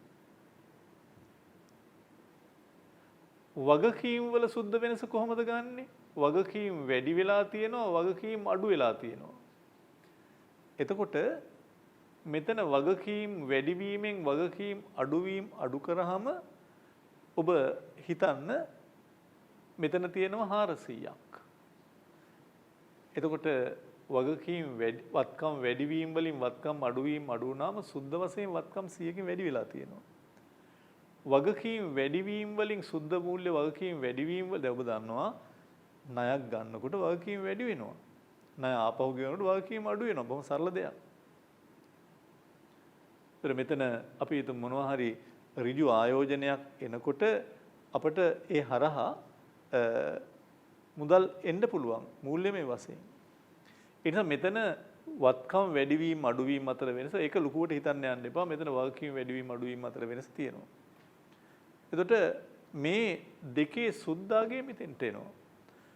මම ඇහුවොත් දරුවෙක්ගෙන් කීයද මේ ඉලක්කම කියලා පොඩ්ඩක් කල්පනා කරලා කියන්න බලන්න මට. වත්කම් වැඩි වුණා 100කින්. වගකීම් සුද්ධ වශයෙන් වැඩි වුණා 400කින්. මේක අපිට හොඳයිද නැද්ද? මේක හොඳයි යහපත් වත්කම් වැඩි වෙලා. වගකීම් වැඩි වෙන එක හොඳයිද? හොඳ නැහැ. ඒ නිසා මෙතන අපිට අයහපතක් තියෙන්නේ. අයහපතක් කියන එක දැනට නිකන් හිතා ගන්න ඍණ කියලා. ඒතර කීයක අයහපත් තත්වයක්ද තියෙන්නේ? මේක යහපත් මේක අයහපත්. මෙතන 300ක්. මෙහෙම හිතුවොත් කලබායෝජන 60ක් තියෙනවා අපිට සුද්ධ වශයෙන්. කලබායෝජන තුල ඔබට මතකනේ පිට රටයි ලංකාවේ කොටස් වෙන්දපොලේ කොටස් මිලට ගැනීම කරනවා. මෙහි භාණ්ඩාර බිල්පත් ගන්නවා, බැඳුම් කර ගන්නවා ඒවා. 60ක් කලබායෝජන තුල සුද්ධ වත්කම් වැඩි වෙලා තියෙනවා. මෙතන වගකීම් වැඩිවීම වලින් වගකීම් අඩු වෙනකොට ඍණ 10ක් තියෙනවා. ඒ කියන්නේ සුද්ධ වගකීම් වල වෙනස ඍණ 10යි. වගකීම් වැඩි වෙලා තියෙන ප්‍රමාණයට වඩා අඩු වෙලා තියෙන ප්‍රමාණය වැඩි. එන එක හොඳයිනේ අපිට. වගකීම් වැඩි වෙනවට වඩා වගකීම් අඩු වෙන එක හොඳයි. ඒ කියන්නේ වැඩිවීමෙන් අඩුවීම අඩු කරාම ඍණාගයක් එනවා කියලා කියන්නේ වගකීම් අඩුවීම වැඩි. එහෙනම් මේක යහපත්. මේකත් යහපත්. වත්කම් වැඩි වෙලා. වගකීම් වල සුද්ධ ගාන අඩු වෙලා කියන්නේ ඒකත් යහපත්. එහෙනම් මෙතන උත්තරේ 70යි. මෙතන උත්තරේ මේකත් යහපත් මේකත් යහපත් 70යි. මෙවැනි ආකාරයටයි සටහන් කරන මා හිතනවා මෙවැනි ගනුදෙනු ඔබට ප්‍රශ්න පත්‍රයේ එන්නේ නැති වෙයි කියලා. හැබැයි ඔබට පහුගිය අවුරුද්දේ ප්‍රශ්න පත්‍රයේ මේ ශීර්ෂයේ ගනුදෙනු දුන්නා. මේවා දෙන්නේ නැතුව මේ අගේ දුන්නා. මේ අගේ හිතන්නකෝ මූල්‍ය ව්‍යුත්පන්න ලංකාවේ නැහැ කියලා වෙනත් ආයෝජන මෙතන 30යි. ඊට පස්සේ සංචිත වත්කම් අපි හිතමු 10යි. මෙන්න මේ පහේ එකතුව මේක ලංකාවේ නැති හින්දා මම ඉරක් ඇන්දේ. මේ පහේ එකතුව මෙතෙන්ට යම් ගාණක් එනවා නම් මේක තමයි මූල්‍ය ගිණුමේ ශේෂය. මේ වගේ ගැළපීම් ඔබට එන්නේ නැති වෙයි.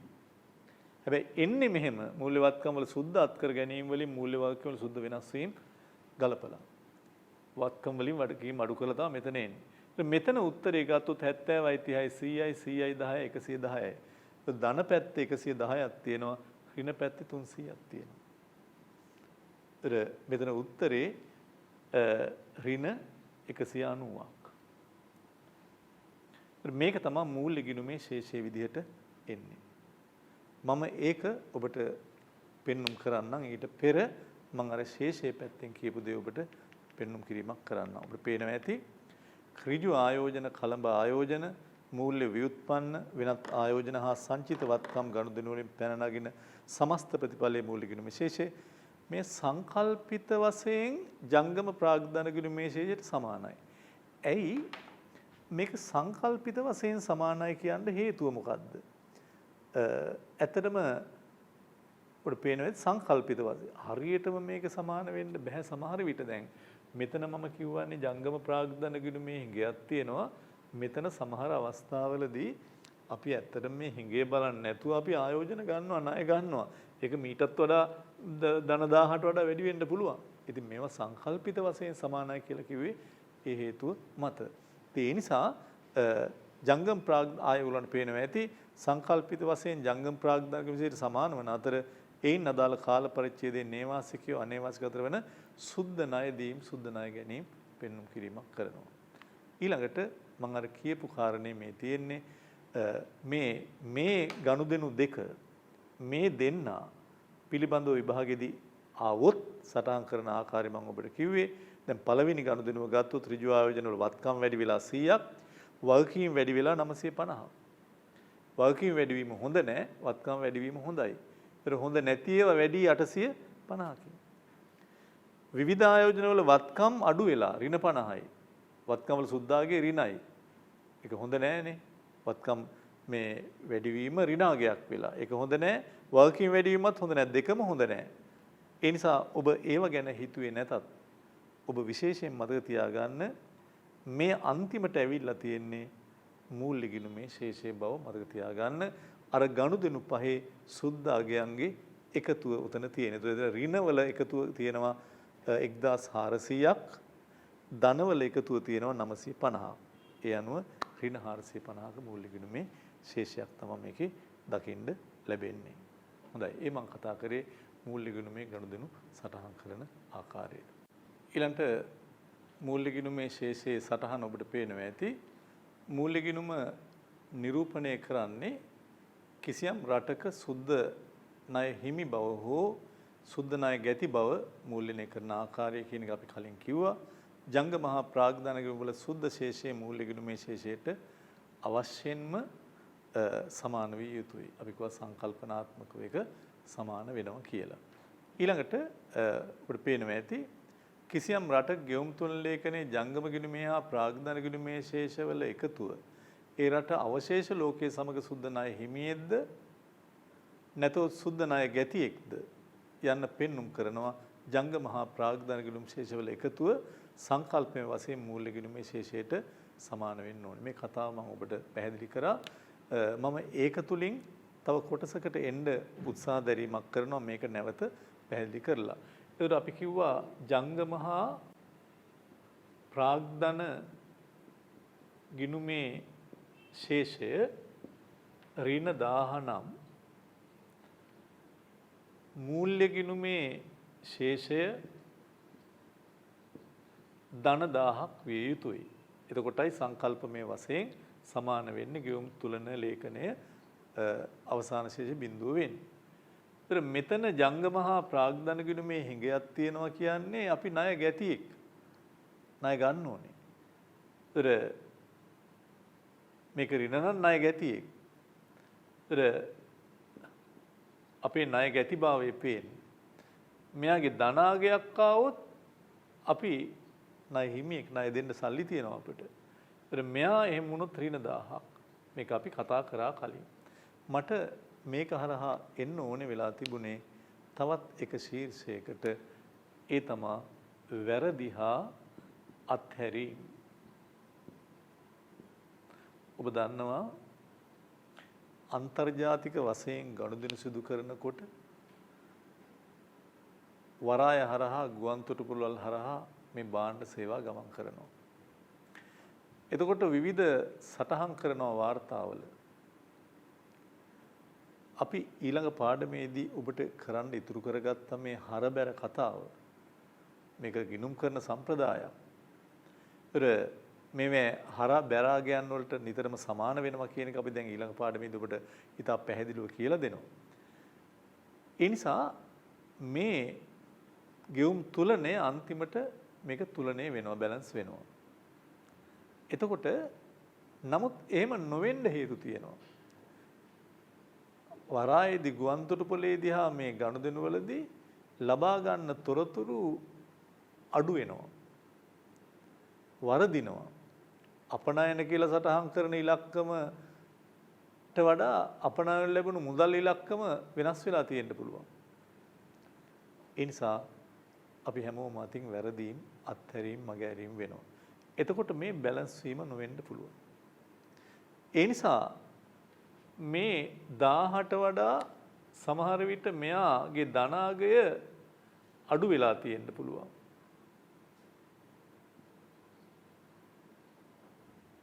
මේ ධන 1000ට වඩා මෙයාගේ ඍණාගය සමහර විට වැඩි වෙලා තියෙන්න පුළුවන්.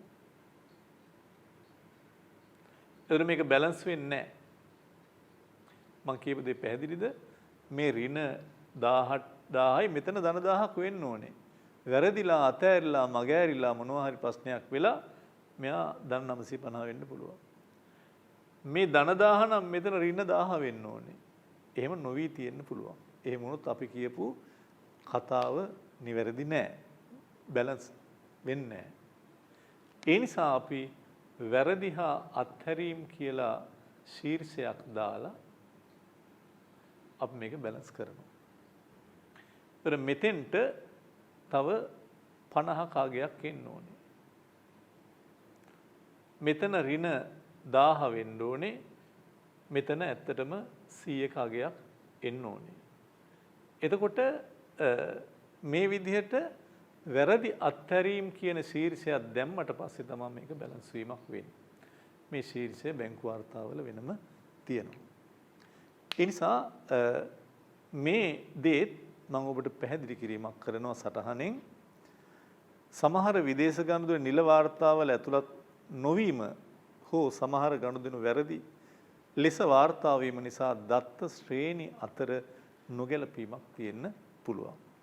මේ හින්දත් වෙන්න පුළුවන් සමහර වෙනත් හේතු දෙයක් වෙන්නත් පුළුවන්. එවැනි අවස්ථාවක ගෙවුම් තුන ලේඛනයේ තුලනේ නොවි පවතින්න පුළුවන්.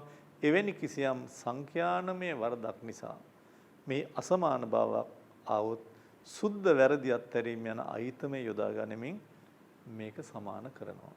ඒක ඔබට පේනවා ඇති මේ සටහන තුලින්. ජංගමහා ප්‍රාග්ධන ගිණුමේ ශේෂයේ ධන මූල්‍ය ගිණුමේ ශේෂයේ ධන වැරදි හා අත්හැරීම කියලා මේක සමාන කිරීමක් කරනවා. හොඳයි මම මේ වෙනකොට ඔබට සම්පූර්ණ ගෙවුම් තුලන ආකෘතිය කතා කරලා ඉවරයි. ජංගම ගිණුම, ප්‍රාග්ධන ගිණුම, මූල්‍ය ගිණුම. ඒවැ මොනවද අන්තර්ගතය කියන එකත් කතා කරා. ශේෂ පිළිබඳ කතා කරා. මම හිතනවා මේකේ ඊළඟට අපිට කතා කරන්න තියෙන්නේ මේ ගනුදෙනු සටහන් කරන තව හර බැර කියන ගිණුම් කරන සම්ප්‍රදාය මොකක්ද කියන එක. හැබැයි මේ හර බැර ඔබ නොදැනුවත් වුණා කියලා ඔබට ගණන් හැදීම හෝ ඒවැ ගැටලුවක් වෙන්නේ නැහැ. නමුත් ඒක අපි ඉගෙනීමේ යුතු කොටසක්. මෙතනින් පස්සේ ඔබට මේකේ තියෙන විභාග ආව ගණන් ඒත් එක්ක මේකේ තියෙන බහුවර්ණ හෝ ඒ ස්වභාවයේ ප්‍රශ්න ඔබට අමිල ඩයස් ගුරුතුමා විසින් ඉගෙනීම් කරනු ලබනවා. එතකොට ඔබට තවත් මම කියපු දේ පිළිබඳ හොඳ පැහැදිලි වීමක් වෙයි කියන බලාපොරොත්තුවෙන් අදට මම ඔබෙන් සමුගන්නවා. අයුබෝවන්. හොඳයි. ඔබ ගෙවුම් ශේෂ ලේඛනයේ මේ වෙනකොට ජංගම ගිණුම, ප්‍රාග්ධන ගිණුම, මූල්‍ය ගිණුම කියන කොටස් තුන ගැනම අවබෝධයක් ලබාගෙන තිබෙනවා. අපි කලින් දවසේ පාඩමේදී ජංගම ගිණුම සම්බන්ධ කරගනිමින් එක අභ්‍යාසයක් කළා. අද ප්‍රාග්ධන ගිණුමත් මූල්‍ය ගිණුමත් ඔබ ඉගෙනගෙන තියෙන නිසා අපට පුළුවන් ඒ ගිණුනුත් සම්බන්ධ කරගෙන මෑතක විභාගය හපු ප්‍රශ්න කීපයක් සඳහා පිළිතුරු සාකච්ඡා කරන්න. අපි මුලින්ම යොමු වෙන්නේ ඔබේ නිබන්ධනය සඳහන් කරලා තිනවා 2019 පසුගිය වසරේ උසස් පෙළ විභාගයේ නව විෂය නිර්දේශයට තියාපු ප්‍රශ්නය. ඔබට පේනවා ඇති කිසියම් කල්පිත ආර්ථිකයක ගෙවුම් ශේෂ ගනුදෙනු සාරාංශයක් විදිහට ඔබට දත්ත සටහනක් ඉදිරිපත් කරලා තියෙනවා. ඒ සටහනේ අපි මෙතෙක් ඉගෙනගත්ත බොහෝ කරුණු ඇතුළත් වෙලා තියෙනවා. ඒතර මේ කරුණු එකතු කරගනිමින් ඔබට මුලින්ම මේ අභ්‍යාසය කියන පළවෙනි කොටසේ ගණනය කරන්න කියලා වෙළඳ ශේෂය. හොඳයි. වෙළඳ ශේෂය ගණනය කරන හැටි අපි කලින් දවසේ පාඩමෙත් කතා කළා. අපට වෙළඳ ශේෂය ගණනය කරන්න කියලා කිව්වම වෙළඳ ශේෂය කියන එක ඔබ දන්නවා තව විදිහකින් කිව්වොත් භාණ්ඩ ගිණුමේ ශේෂය. ඒතර මේ භාණ්ඩ ගිණුමේ ශේෂය අපි ගන්නේ භාණ්ඩ අපනයන වටිනාකමෙන් භාණ්ඩ ආනයන වටිනාකම අඩු කරලා. ඒතර මේකේ ඔබට පෙන්නලා තියෙනවා භාණ්ඩ අපනයනගේ වෙනම ඒ වගේම භාණ්ඩ ආනයනගේ. එන අපනයනගෙන් භාණ්ඩ ආනයනගේ අපි ඉවත් කළොත් අපට ලැබෙන උත්තරය තමයි අපි කියන්නේ වෙළඳ ශේෂය කියලා. මේකේ භාණ්ඩ අපනයන දීලා තියෙනවා 1500ක්. භාණ්ඩ ආනයනගේ තියෙනවා 1300ක්. එහෙනම් 1500න් 1300ක් ගියාම මෙතන උත්තරේ 200යි. ඒක තමයි අපට ගන්න තියෙන්නේ වෙළඳ ශේෂය කියලා.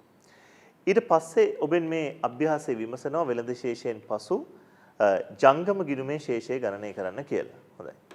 ජංගම ගිණුමේ ශේෂය ගණනය කරද්දී අපි දෙවෙනි කොටසේ ජංගම ගිණුමේ ශේෂයට ගියොත් ජංගම ගිණුමේ ශේෂය ගණනය කරන්න ඔබට වෙනවා මේ වෙළඳ ශේෂයට තව එකතු කරගන්න ශේෂ තුනක්. ඒ තමයි සේවා ගිණුමේ ශේෂය, ප්‍රාථමික ආදායම් ගිණුමේ ශේෂය සහ ද්විතීක ආදායම් ගිණුමේ ශේෂය. එහෙනම් අපි මෙතන දෙවෙනි කොටස අපි වෙළඳ ශේෂය 200යි කියන ගණනය කළා. ජංගම ගිණුමේ ශේෂය ගණනය කර පෙන්වන්න ජංගම ගිණුමේ ශේෂය හැදෙන හැටි ඉස්සෙල්ලා ඔබට ලියා ගන්න පුළුවන්. එකක් අපි මුලින් ගණනය කරපු වෙළඳ ශේෂය. ඉන් පස්සේ මේකට එන්න ඕනේ සේවා ගිණුමේ ශේෂය. ඒ වගේම ප්‍රාථමික ආදායම් ගිණුමේ ශේෂය සහ ද්විතීක ආදායම් ගිණුමේ ශේෂය. වෙළඳ ශේෂයේ දැනටමත් අපි ගණනය කරලා තියෙන්නේ 200යි. ඔබ දන්නවා සේවා ගිණුමේ ශේෂය එන්නේ සේවා අපනයන ආදායමෙන් සේවා ආනයන ගෙවීම අඩු කරාම. මේ ගානේ ඔබට දීලා තියෙනවා සේවා අපනයන 500ක් සේවා ආනයන 400ක්. එන මේ දෙක අතර සුද්ධ උත්තරය තමයි 100කගේ සේවා ගිණුමේ ශේෂය. ඊළඟ ප්‍රාථමික ආදායම් ගිණුම අපි ගත්තොත් මේකේ ප්‍රාථමික ආදායම් කියන වචනේ පාවිච්චි නොකොට ප්‍රාථමික ආදායම් වලට ඇතුළත් වෙන එක්තරා අයිතමයක් තියෙනවා ගන්න. ඒ තමයි ආයෝජන ආදායම්. ඒතර ආයෝජන ආදායම් ලැබීම් 800ක් සහ ආයෝජන ආදායම් ගෙවීම් 600ක් තියෙනවා. එහෙනම් ලැබීම් 800න් ගෙවීම් 600 අයින් කරන්න අපිට පුළුවන්. ද්විතීක ආදායම් ගිණුමට ඇතුළත් වෙන්නේ ජංගම සංක්‍රාම ටික. මේ ගානේ සුද්ධ වර්තන සංක්‍රාම. වර්තන කියන්නේ ජංගම. දීලා තිනවා කෙලින්ම අගය 100ක්. ඔබට පේනවා මේ අගය දීලා තියෙන්නේ ලැබීම වෙනමයි ගෙවීම වෙනමයි නෙමෙයි. සුද්ධ අගය. සුද්ධ අගය කියන්නේ ලැබීමෙන් ගෙවීම අඩු කරලා තියෙන්නේ. එහෙනම් කෙලින්ම අපිට මේ උත්තරේ ගන්න පුළුවන් එතන 100යි. දැන් අපිට පේනවා මේ ටික සුළු කරගත්තොත් වෙළඳ ගිණුමේ ශේෂය එන්නේ 200යි, සේවා ගිණුමේ 500න් 400ක් ගියාම 100යි, ප්‍රාථමික ආදායම් ගිණුමේ 800න් 600ක් ගියාම 200යි, ද්විතීක ආදායම් ගිණුමේ 100යි. එහෙනම් මේ අගයන් ටික අපි එකතු කළොත් මෙතන එන ඔක්කොම උත්තරේ 600ක අගයක් ජංගම ගිණුමේ ශේෂය කියලා. එතකොට මේ ගණනය කිරීම වලදී ඔබ ඊටාම සැලකිලිමත් වෙන්න ඕන කාරණාව තමයි මේ සූත්‍රයේ නිවැරදිව ලියලා ඊට අදාළ අගයන් ටික නිවැරදිව ආදේශ කරගන්න ඕනේ. ඊළඟ තුන්වෙනි කොටසේ ඔබෙන් අහන්නේ මුල්‍ය ගිණුමේ ශේෂය ගණනය කරන්න කියලා. හොඳයි. ඔබ ඊටාම සැලකිලිමත් වෙන්න මම හිතනවා මේ අපි මුලින් හදපු ගණන් දෙක කලින් පාඩමෙත් අපි සාකච්ඡා කළා. ජංගම ගිණුම වෙළඳ ශේෂය. මුල්‍ය ගිණුම ඔබ ඉගෙන ගත්තේ අද දවසේ කතා කරපු පාඩම් කොටසෙන්. අපි ගණනය කරන හැටි ටිකක් උනන්දුවෙන් මේ ගානෙන් තේරුම් ගන්න උත්සාහ කරමු. මුල්‍ය ගිණුමේ ශේෂය ගණනය කරද්දී ඔබ දැනටමත් දන්නවා පොඩ්ඩක් මතක් කරලිමු ඉස්සෙල්ලා. මුල්‍ය ගිණුමේ ශේෂය හැදෙන්නේ මුල්‍ය ගිණුම සමන්විත වෙලා තියෙන ප්‍රධාන කොටස් පහක සුද්ධ ශේෂයන්ගේ. ඒ කොටස් පහ තමයි ඍජු ආයෝජන, විවිධ හේවත් කලබ ආයෝජන, මුල්‍ය ව්‍යුත්පන්න, අනිකුත් ආයෝජන හා සංචිත වත්කම්. මේ පස් දෙනාගේ සුද්ධාගයන් තියෙනවා නම් ඒ සුද්ධාගයන්ගේ එකතුව මුල්‍ය ගිණුමේ ශේෂය. හැබැයි එහෙම නැතුව ගානේ ඒ එක එක්කෙනාගේ මුල්‍ය වත්කම් අත්පත් කර ගැනීම සහ සුද්ධ වශයෙන් වගකීම් වල වෙනස් වීම දුන්නොත් එයා වෙන වෙනම අඩු කළ සුද්ධාගය හොයන්න ඕනේ. නමුත් ඔබට පේනවා මේ ගාන ලේසියි. මේ ගානේ කෙලින්ම අර අපි කියපු ඍජු ආයෝජන, කලබ ආයෝජන, මුල්‍ය ව්‍යුත්පන්න, අනිකුත් ආයෝජන, සංචිත වත්කම් හැම එකේම සුද්ධාගය ඔබට දීලා තියෙන්නේ. ඒතර ඔබට තියෙන්නේ ඒ අගයන් පහ එකතු කරා නම් මුල්‍ය ගිණුමේ ශේෂය ගන්න. නමුත් මේ විභාග ගාන මේ ගාන තව සංකීර්ණ කරන්න පුළුවන් විදිහත් ඔබ ඉගෙන ගත්තා. වත්කම් වෙනමයි වගකීම් වෙනමයි දීලා තිබ්බොත් ඒවයේ වෙනස තමයි සුද්ධාගය ලෙස ගත යුතු. නමුත් මේ ගාන හදන්න ඔබට ලේසි යනුව මුල්‍ය ගිණුමේ ශේෂය සඳහා ඔබට කරන්න තියෙන්නේ මෙහි ඇතුළත් කොටස් වල සුද්ධාගයන් දීලා තියෙන යගයන් ගන්න. දැන් අපි මුලින්ම ගත්තොත් මේ ගාන තියෙනවා සුද්ධ ඍජු ආයෝජන. ඒතර එමාගේ අපිට මුලින්ම ගන්න පුළුවන්. ඊළඟට මේකේ දීලා තියෙනවා සුද්ධ කලබ ආයෝජන. හොඳින් බලන්න මේ වචනේ සුද්ධ කියලා දීලා තියෙන එකෙන් අදහස් වෙන්නේ වත්කම් වල අත්පත් කර ගැනීම වලින් වගකීම් වල සුද්ධ වෙනස් වීම අඩු කරලා දීලා තියෙන්නේ. ඒ අපිට තියෙන කෙලිම සුද්ධාගයන් ටික එකතු කරන්න. ඔබ දන්නව කොහොමදත් අපේ රටේ මහ බැංකු වාර්තාවේ මුල්‍ය ව්‍යුත්පන්න සම්බන්ධ සටහනක් නැහැ. මේ ගන්නෙත් ඒ තොරතුරු දීලා නැහැ. ඊට අමතරව සුද්ධ වෙනත් ආයෝජන තියෙනවා.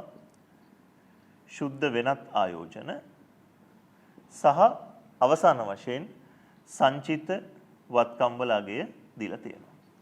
දැන් අපි මේ කොටස් ටිකේ එකතුව ගත්තොත් අපිට තියෙනවා සුද්ධ ඍජු ආයෝජන 350ක්, කලබ ආයෝජන 150ක්, ඒ වගේම වෙනත් ආයෝජන වල සුද්ධාගය 120ක්, සංචිත වත්කම් වල අගය 160ක් අපිට දීලා තියෙනවා. මේ ටික එකතුව ඔබට ගන්න පුළුවන් මෙතන 500යි, 600යි, 700යි, 780ක් විදිහට මුල්‍ය ගිණුමේ ශේෂය. මේ උත්තරේ පමණක් ගැනීම නෙමෙයි ඔබ මෙතනදී ඊටාම සැලකිලිමත් වෙන්න මේ තොරතුරු දීලා තිබ්බ විදිහත් එක්කලා අපි මේක ගණනය කරපු විදිහ ගැන. විශේෂයෙන් මේ හැම සංරචකයකම සුද්ධාගය දීලා තිබ්බේ. ඒ නිසා අපට අලුතෙන් ගණනය කරන්න ඕනේ නැහැ සුද්ධාගය. හැබැයි මේ හැම අයිතමයකම වත්කම් වගකීම් අගයන් වෙන් කළ දුන්නොත් වත්කමෙන් වගකීම් අගය අඩු කළා සුද්ධාගය අපි හදන්න ඕනේ. එහෙම ගාණක් විභාගේ තාම අපට ඇවිල්ලා නැහැ. මේ අපි හදන්නේ ගිය අවුරුද්දේ ගාන. නමුත් එවැනි ගාණක් ආවොත් ඒකත් හදන හැටි ගැන පොඩි අවබෝධයක් ඔබ තියාගන්න ඕන. හොඳයි. මේ ගානේ අන්තිම කොටස අහනවා සුද්ධ අපනයන. දැන් ඔබ පොඩ්ඩක් කල්පනාවෙන් බලන්න සුද්ධ අපනයන කියන වචනේ ඔබට හොඳටම හුරු වචනයක්. ජාතික ගිණුම වල කතා කරලා තියෙනවා. සමහර කෙනෙක්ට හිතෙන්න පුළුවන් සුද්ධ අපනයන දැන් අපි හැදුවනේ. ඒ වෙළඳ ශේෂය. නමුත් ඔබට මතක ඇති මේ පාඩමේ මුලදී ඉතා පැහැදිලිව කියලා දුන්නා සුද්ධ අපනයන කියලා ජාතික ගිණුම් වලදී අපි කියන්නේ භාණ්ඩ අපනයනයි භාණ්ඩ ආනයනයි අතර වෙනස විතරක් නෙමෙයි. භාණ්ඩ හා සේවා අපනයනයි භාණ්ඩ හා සේවා ආනයනයි අතර වෙනස. ඒතර වෙළඳ ශේෂය කියලා අපි මුල් කොටසේ හැදුවේ භාණ්ඩ අපනයන භාණ්ඩ ආනයන අතර වෙනස පමණයි. සුද්ධ අපනයන කියද්දී ඒ උත්තරේට සේවා ගිණුමේ ශේෂයත් එකතු කරලා අපි ගන්න ඕනේ. එහෙනම් අපිට සුද්ධ අපනයන නැහැටි මෙතන ලියලා පෙන්නන්න පුළුවන් මේ විදිහට. සුද්ධ අපනයන සමානයි මේ වෙලාවේ අපි ගන්න ඕනේ. සුද්ධ අපනයන සමානයි වෙළඳ ශේෂය. වෙළඳ ශේෂය අපි හැදුවා. ඒකට එකතු කරගන්න සේවා ගිණුමේ ශේෂය. වෙළඳ ශේෂය ඔබට මතකයි ආවේ 200යි. ඒ 200ට ඔබට එකතු කරගන්න පුළුවන් සේවා ගිණුමේ ඉලක්කම්. මේ සේවා ගිණුමේ දීලා තියෙනවා සේවා අපනයන 500ක්, සේවා ආනයන 400ක්. එතකොට වෙළඳ ශේෂයේ 200ක් ආවා. සේවා ගිණුමේ ශේෂය මෙතනින් එනවා 100ක්. එහෙනම් සුද්ධ අපනයනගේ අපිට ගන්න පුළුවන් හරියටම 300ක් කියලා. එතකොට මේ ගානේ සුද්ධ අපනයන ඉලක්කම දැක්වෙන්න ඕනේ 300ක් විදිහට. ඒක එන්නේ වෙළඳ ශේෂයයි සේවා ගිණුමේ ශේෂයයි දෙකේම එකතුවක් විදිහට. හොඳයි. එතකොට මේ ගානේ කොටස් හතරම අපි ගණනය කළා මේ පසුගිය වසරේ ආපු ගාන.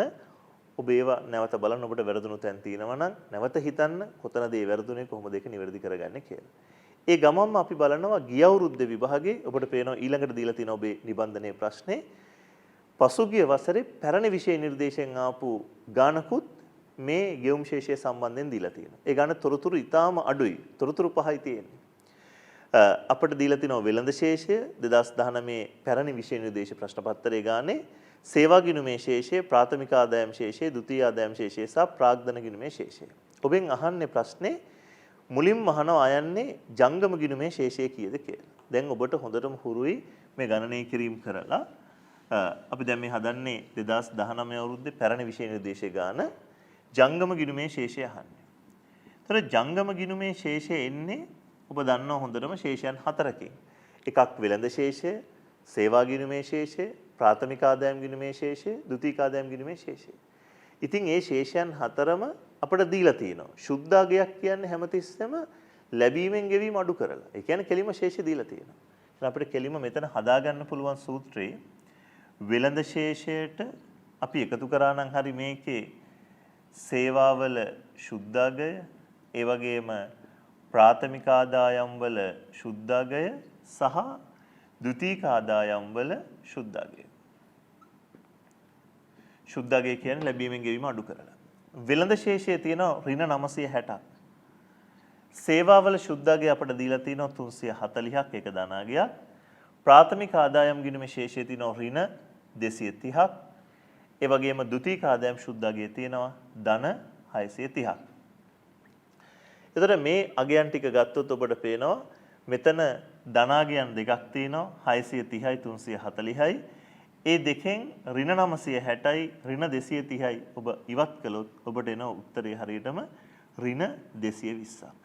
එහෙනම් මෙන්න මේ ඍණ 220 තමයි අපට ගන්න තියෙන්නේ මේ ගානේ ජංගම ගිණුමේ ශේෂයේ හැටියට. ඊළඟට මේ ගානේ දෙවෙනි කොටසේ අහනවා මේ ජංගම ගිණුමේ ශේෂයේ පළවෙනි කොටස. දෙවෙනි කොටසේ අපෙන් අහලා තිනවා මුල්‍ය ගිණුමේ ශේෂය. ඔබ දැන් පොඩ්ඩක් තේරුම් ගන්න කලබල නැතුව ඔබට ප්‍රශ්නයක් එන්න පුළුවන්. මුල්‍ය ගිණුමේ ශේෂයක් අපි කලින් ගානේ හැදුවා. ඒතර අපිට මුල්‍ය ගිණුමේ තිබ්බ හැම තොරතුරක්ම දුන්නානේ. ඍජු ආයෝජන, කලඹ ආයෝජන, අනිකුත් ආයෝජන, සංචිතවත්කම් ඔක්කොම දුන්නා. මේ ගානේ තොරතුරු පහයි තියෙන්නේ. ඒ පහෙන් හතරක්ම අරන් අපි ජංගම ගිණුමේ ශේෂය හැදුවා. තව අමතරව ප්‍රාග්ධන ගිණුමේ ශේෂය තියෙනවා. මුල්‍ය ගිණුමට අදාළ කිසිම තොරතුරක් නැහැ. කොහොමද මුල්‍ය ගිණුමේ ශේෂය හදන්නේ? හොඳට හිතලා බලන්න. ඔබට මතක් වෙන්න ඕනේ මුල්‍ය ගිණුමේ ශේෂය හදන්න ඔබ ඉගෙනගත්ත එක්තරා සංකල්පයක් තියෙනවා. ඒ තමයි ජංගම ගිණුමයි ප්‍රාග්ධන ගිණුමයි එකට අපි ගත්තම කියනවා ජංගම හා ප්‍රාග්ධන ගිණුමේ ශේෂය කියලා. මොකද්ද ඔබ ඉගෙන ගත්තේ? මේ ගෙවුම් තුන ලේඛනවල ඉතා වැදගත් සංකල්පයක් තමයි ජංගම හා ප්‍රාග්ධන ගිණුමේ ශේෂය සංකල්පිත වශයෙන් සමාන විය යුතුයි මුල්‍ය ගිණුමේ ශේෂයට. ජංගම හා ප්‍රාග්ධන ගිණුමේ ශේෂය සංකල්පිත වශයෙන් සමානයි මුල්‍ය ගිණුමේ ශේෂයට. එහෙම වෙන්න හේතුව මතකනේ. ආයි අපි ඕනනම් කතා කරමු. එක හේතුවක් තමයි එහෙම වෙන්න ජංගම හා ප්‍රාග්ධන ගිණුමේ ශේෂයෙන් පෙන්වන්නේ අවශේෂ ලෝකයට අපි ණයද එහෙම නැත්නම් අපි ණය දීලා තියනවද කියලා. අපි ණය ගැතියද ණය හිමියෙක්ද?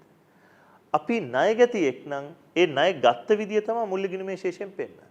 අපි ණය හිමියෙක් නම් ඒ සල්ලි අපි ණය දුන්නු විදිය ආයෝජනය කරපු විදිය තමයි මුල්‍ය ගිණුමෙන් පෙන්වන්නේ.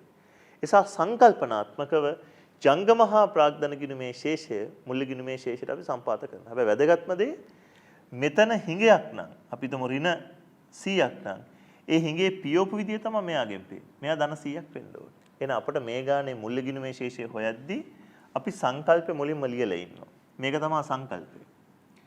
එහෙනම් අපි හදලා පෙන්නනවා ජංගම හා ප්‍රාග්ධන ගිණුමේ ශේෂය.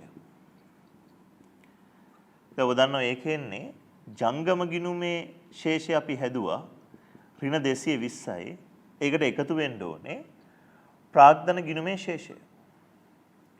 මේ ගානේ ප්‍රාග්ධන ගිණුමේ ශේෂයට ගන්න තියෙන අපට කෙලිම සුද්ධ උත්තරේ. අපිට දීලාම තියෙනවා කෙලිම. ප්‍රාග්ධන ගිණුමේ ශේෂය සුද්ධ වශයෙන් 20යි.